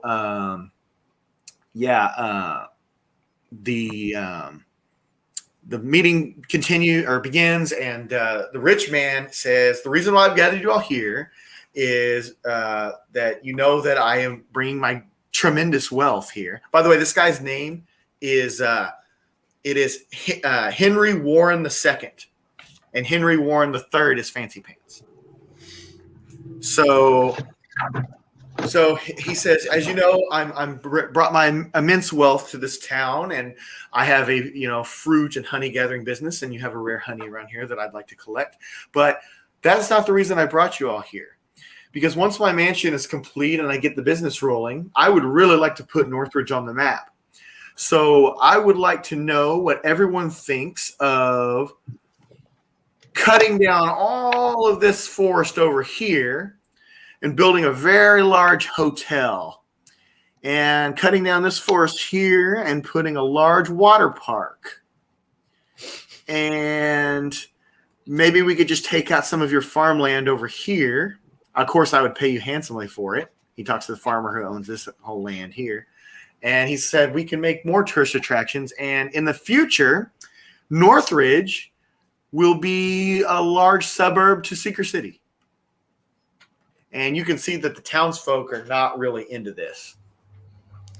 And they're like, we like Northridge the way it is. It's fine for you to come here. We do appreciate the fruit and berry and honey business and such. That kind of business is welcome here. But we all live in Northridge because we don't want to live in Seeker City. And with the recent turmoil going on up in Blasingdale, we don't want that kind of mess coming here either. And he says, okay, fine. I can see that you all have your pants in a bunch over it. And I think you all need to sleep on it, but just realize that there is wealth in this for all of you, especially you, Mr. Mayor, and Commandant Lassard. Your school is a very treasured part of Northridge. And I would give, the finest treatment for your school to grow, and we could even put the school on the map and maybe quadruple its size. And the commandant says, yeah, I definitely appreciate the revenue, but I'm here to protect this town's interests, and the town does not seem interested in what you offer. And he says, Commandant, please understand, a man like yourself could retire off the wealth I'm offering. And you see the commandant, he stands up, he walks over, and he says, if you witnessed anything that I've seen in the last 15 years, you would have retired by now. And then he walks away and he says, come on, we're done with this meeting. So you see that the commandant's not too happy with this either. So the meeting breaks up. The mayor and the rich man, Henry, walk off. And the owner of Alpine Tavern says, I appreciate your everything you do for the school. Anyone who would like to come for a drink, there's a free drink waiting for you at the tavern right now.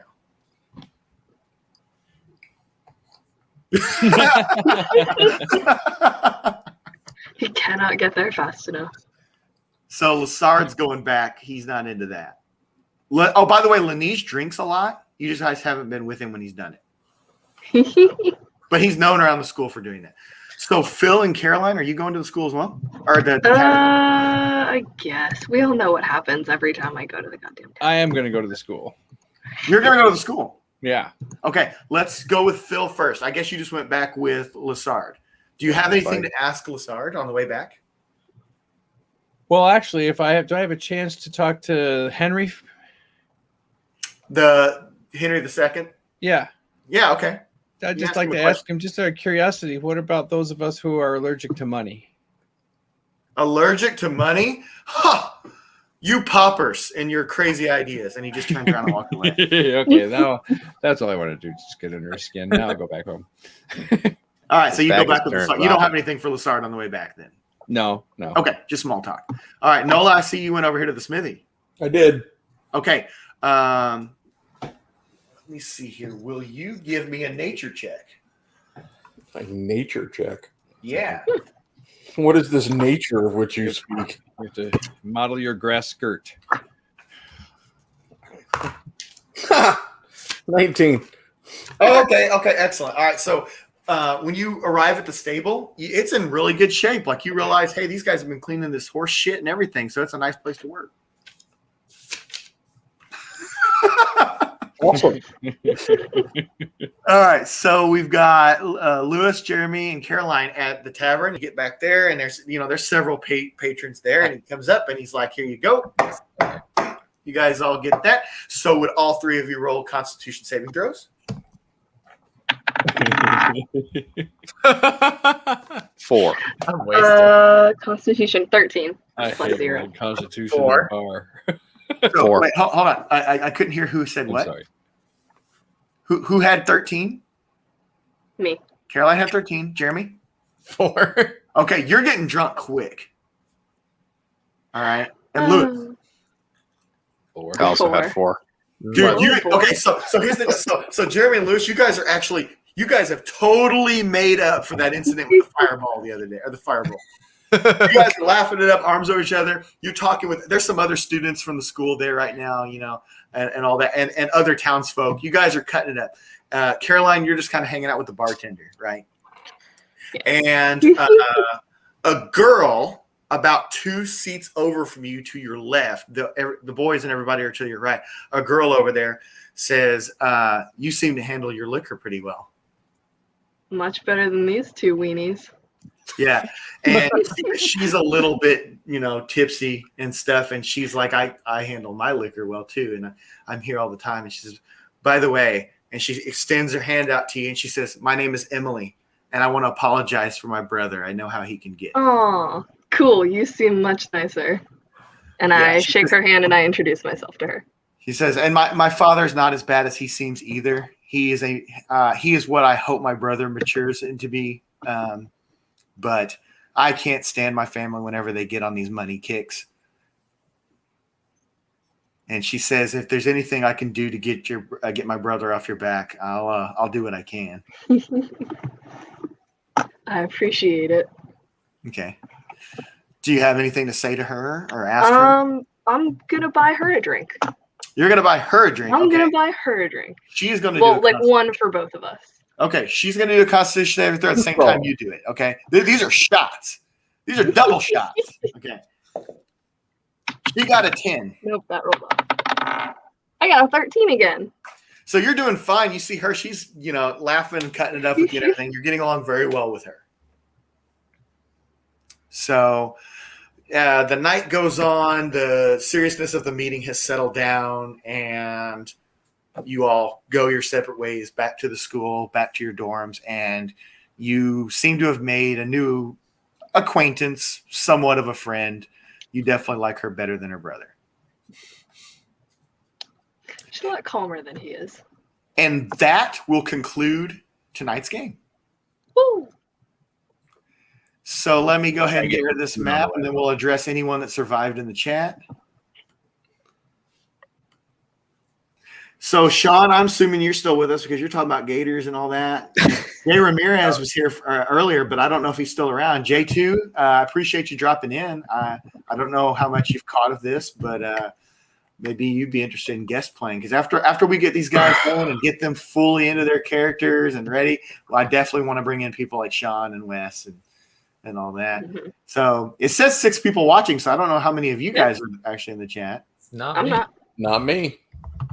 Oh, Copy. Hey, man. Hey, thanks for watching, Copy. You've been here since the Yo, beginning Copy's of the the man. Been watching. That's awesome of you, man. Thanks, Sean bro. and Copy are watching, and Jay. Copy. J2, man. So tell me, while we got a minute here, what do you think of what you've seen?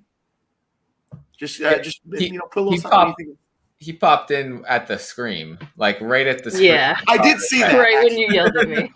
Yeah. So that was like perfect timing. He's probably like, "What did I just walk into?"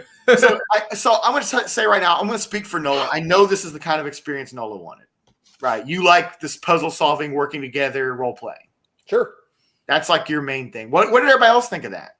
This goes. I liked it. I had a ton of fun. Oh, I also like beating up on alligators, by the way. Yeah. In real life, also. Yeah, I like to kill some bats. That's pretty enjoyable. And I know, Phil, you said earlier you like the idea of doing that. It sounds creepy. That's awesome. Yeah. Phil, you said you like the whole dungeon crawl in a mysterious mansion and all that also. Phil's muted, so he probably didn't even know how to answer. Phil went away. Lewis, what'd you think, man? How'd you like this one? Cool. I liked it. Again, I'm trying to, play more towards my character, whereas I would want to be looking around and, being more exploring. It's just like, I don't know, kick I stuff. want to say you did better of the group of these guys because I think you guys, the 3 at the bottom, well, not Phil so much, but you two there, you guys are new, so you guys, I understand. I've been there. Like you're afraid to like tap fully the world, like I just don't run want wild to. in your mind, like for real. Like you're not going to do something wrong. Like obviously, if you do something totally outside your character and like kill a stranger or something, like that. But like no, like you really can. You can go pick up that. But like just because I don't describe something doesn't mean it's not there. You can be like, hey, is there a vase over there? And then I say, give me a perception check. And if you roll high enough, I'll say, yeah, there is. So I mean, like that's something like look forward to. Constructively that you can tamper this world. Think of it as a video game where there isn't a bunch of pre-generated stuff. Like it's a real physical world that you can move around in. Like you said, like the cube book wasn't originally supposed to be in the library. So the book on the cube, I didn't expect it to be, but you rolled so high and kept checking for books that I thought I'm going to give it to you. I'm going to make it where, okay, the commandant got this cube and the wizard before you actually was able to find the manual, but nobody figured out the magic of it. Right. So Can I ask something about the cube, or do we have to do all that in game? no, go ahead. Does it get heavier the more stuff we put in it? No. So it's an unlimited. But you don't want it so unbearable that you can't live in it when you want to. Okay. Have you guys ever seen But like if Nola was looking for stones, we could, go to a quarry and just fill it up with stones. You could store stones in that storage closet for sure. That's made for treasure. Okay. Have you guys ever seen the anime movie Howl's Moving Castle? Oh yeah. That was greatly inspired by that. That's one of my favorite anime movies ever. If you don't know what it is, this wizard guy has a castle that is literally physically moving, has legs, and it moves. Now, it doesn't do the transportation thing like I did, but every door in it, he can set a door to a different place. So, like, let's say you're in a town. You can walk to this door, open it up, shut it behind. It's empty house. Shut the door behind you, and then, boom, he's in the castle. Damn. Yeah, and then there's a part where like this army's attacking, it's just fucking everything up, and it destroys that door, and he goes in, shuts the door, and then the door just implodes and collapses, so that door is no longer a door you can use. I essentially see this as having a mini TARDIS. As what? A mini TARDIS. Okay, Doctor Who. That's how I was looking at it too. Yeah. So, like I said, when you're in like a city or something, you're not going to want to use this thing. Like you can't. I mean, I gave you a warning. So you can try it, but just realize there's going to be repercussion for it. Like you don't want I'm going to do a rollback here to determine if the wrong person saw you use that. So, yeah. So And you don't they want the took wrong. all of the rocks from the quarry. Yeah. But like, here's the deal, right? You're going to get a map here soon. Now that you guys are starting to get the area mapped out, I'm going to give you guys access to a map of the whole region, every place you've been. So there's a fast travel system. Once you've traveled somewhere, you can set that house up. And if you ever want to return to that area, You just simply set the house up where you're at, go into the log, and then warp yourselves there, and you can live and operate out of that house. Like you don't have to return to the school to get certain things. Now you're still going to want to go back to the school. For one, you want to get your money. You want to check in with the commandant and get things like that. And your story is still going to be centered around the school for a very long time. But there's a world out there that you'll be able to access through that house and actually have a place to live. Like it's a bunk house and y'all are kind of crammed, but there you go. Can we lock the door? You can. It's what I said to Lewis earlier. What meant like aggressive people. Like there's a saying I heard a long time ago is that door locks only keep honest people out. Oh, that's fine. Yeah. So that's what I meant. Like we if soldiers or monsters are trying to get in, they're going to get in. But if Henry's coming after you, then you can probably lock him out. Yeah. Just gonna teleport away from Fancy Pants. So, if you haven't noticed by now, my way of DMing is I really like to focus on the individual. Does everybody feel like I'm addressing their individual needs in this game? Like, is there? Because I really wanted to tap into Phil with the orphanage thing, and Caroline seems to be digging the whole side thing with the guy and all that. And side quest. Jeremy, I wanted you to be magic, and you're reading and you're learning all the time. Obviously, you want to fuck shit up, Lewis. So I'm trying to do that. And then Nola, stuff with the forge, stuff with, being a cleric. Obviously, this was a very cleric-centric mission. You never actually used that ability I asked. Remember how I asked you the other day about if you had a certain spell? Yeah, but you didn't tell me what spell it was. So I didn't. So you guys solved it in reasonable enough time, and there wasn't like a lot, but as if it had progressed on, the poltergeist attacks would have been worse. Poltergeist can only be damaged by magic attacks, and your sacred flame would actually hurt the poltergeist. Yeah, that's what I figured. Okay. Yeah. So the other thing is, this is just for future reference in another D&D game. I don't know if I'll ever do poltergeist in this again, but poltergeists are the only spiritual creature that can't be harmed by holy water.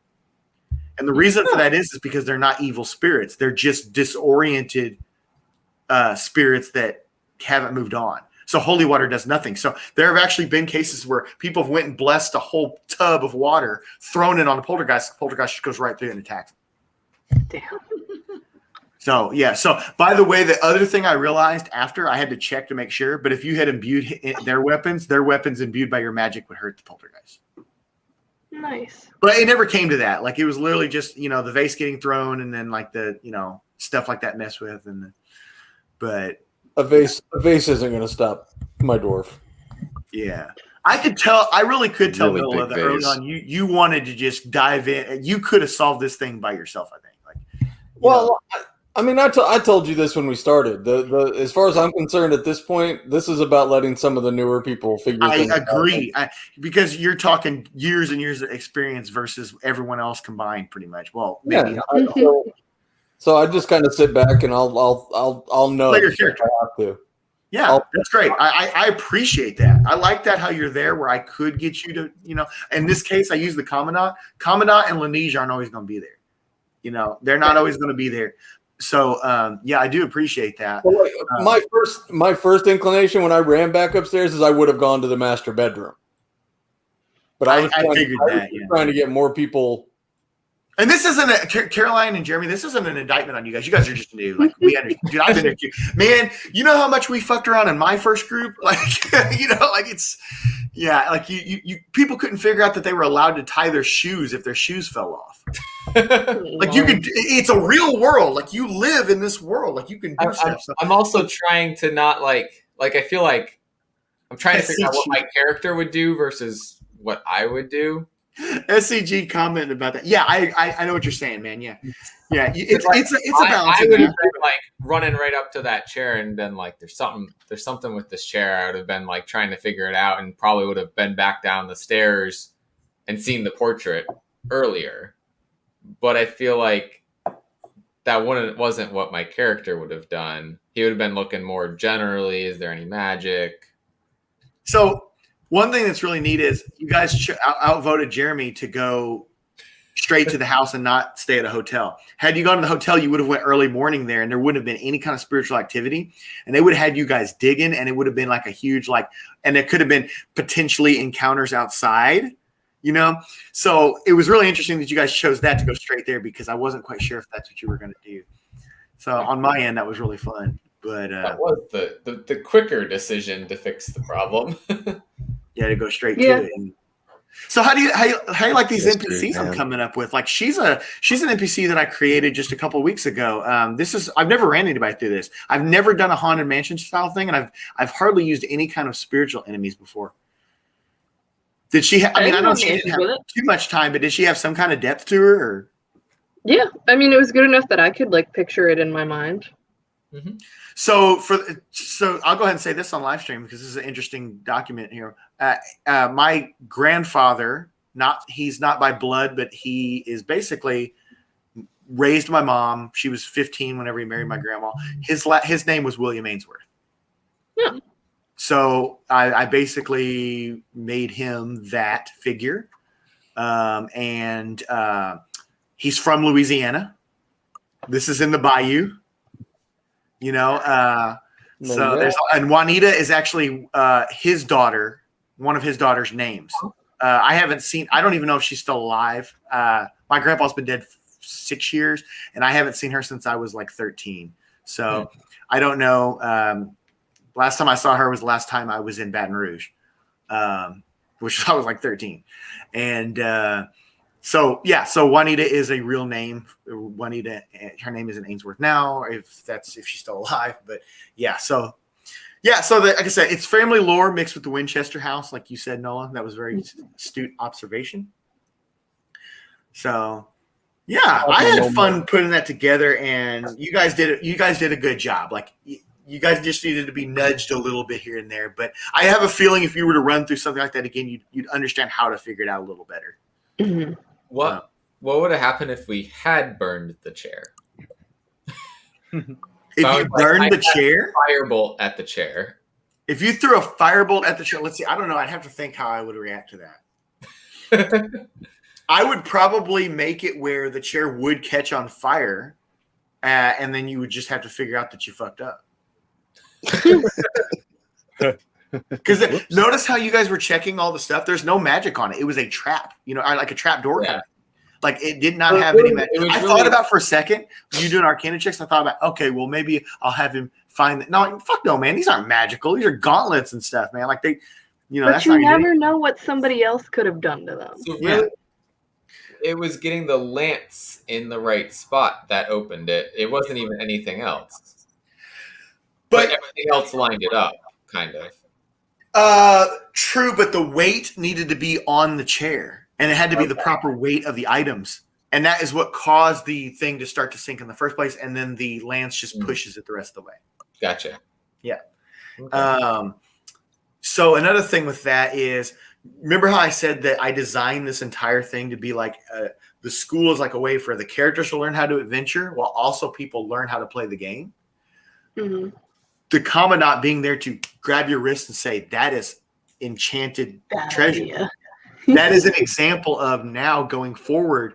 Not only did your character learn that, but Caroline, when you go to play another game someday, you'll know if I ever play another Poltergeist. Yeah, or anything like that. Yeah, cursed stuff. So I really did think of all this stuff as ways that people could learn in game while mitigating the risk for the first like 3 levels. So. What would have happened if I'd thrown an axe at the treasure chest? Like when he opened it up. Like when he opened it up and there was treasure in it. I was gonna poke it with a lance. It would have. It might have. I'd have to probably roll for it, but I would probably roll to determine whether the axe got the enchantment on it. Not out of the question. Okay. Interesting. So it wouldn't have rebounded and flung back at him. Yeah, no, it wouldn't have done that. The treasure itself just had this hex basically on it that that caused that. And the poltergeist, they were all flocking to the house to steer her from ever getting the treasure, because basically their last thing is to make sure that the descendant of Ainsworth never gets the treasure that they felt they rightfully owned. But once she got it, that broke the curse. But the thing is, it was there in the house, so she didn't know where it was hidden. fiance done left her and everything. And for the record, Phil, I would have let you. Just gonna say, her fiance left her. She's got a haunted house she's living in. Lady needs a shoulder She's to been lean on. lonely and scared. I can be there to help her pick up the pizzas. Okay, and then one other thing before we jump go off. back. I can give you a ride back. I can take you back anytime. You boy. So one other thing I want to address on here. What did you guys think about the idea of? I mean, obviously, I like role play. Everybody who plays this should like a little bit of role. What do you like the idea of just randomly doing a jump scare in there? I mean, honestly, give me an honest opinion because I scared the shit out. It definitely scared me. A few pets of our listeners have subscribed to the channel now. What's that? A few pets of our listeners, of our viewers, have subscribed to the channel now. So we have new subscribers? Is it for real? Yeah, the pets of our viewers. Oh, the pet. Okay. Oh, okay. Yeah. I don't remember the name of the. I don't remember who it was in the audience that said we got their dog's attention. Yeah, it was Sean. What do you guys think of that, Nolan and Jeremy and? I liked it. Lewis. The idea it just happened. Spine Ticks just showed up. Yeah, just seeing if anyone's awake, just. Yeah, see, I said it's not something I pull because so with movies, I don't like a lot of jump scares, but a well-timed, well-placed one works, and I thought that was a good one for that. So. You just had to pick a fucking mirror, didn't you, dude? Dude, that works perfect too. Yeah. Dude, I didn't even know. Like, you could have turned her down and not gone even in that room. Like, I would have been prepared for that. I would have done something else. Like, no, it felt like honestly, if you had to do. have done it, I might have had the commandant go up in there and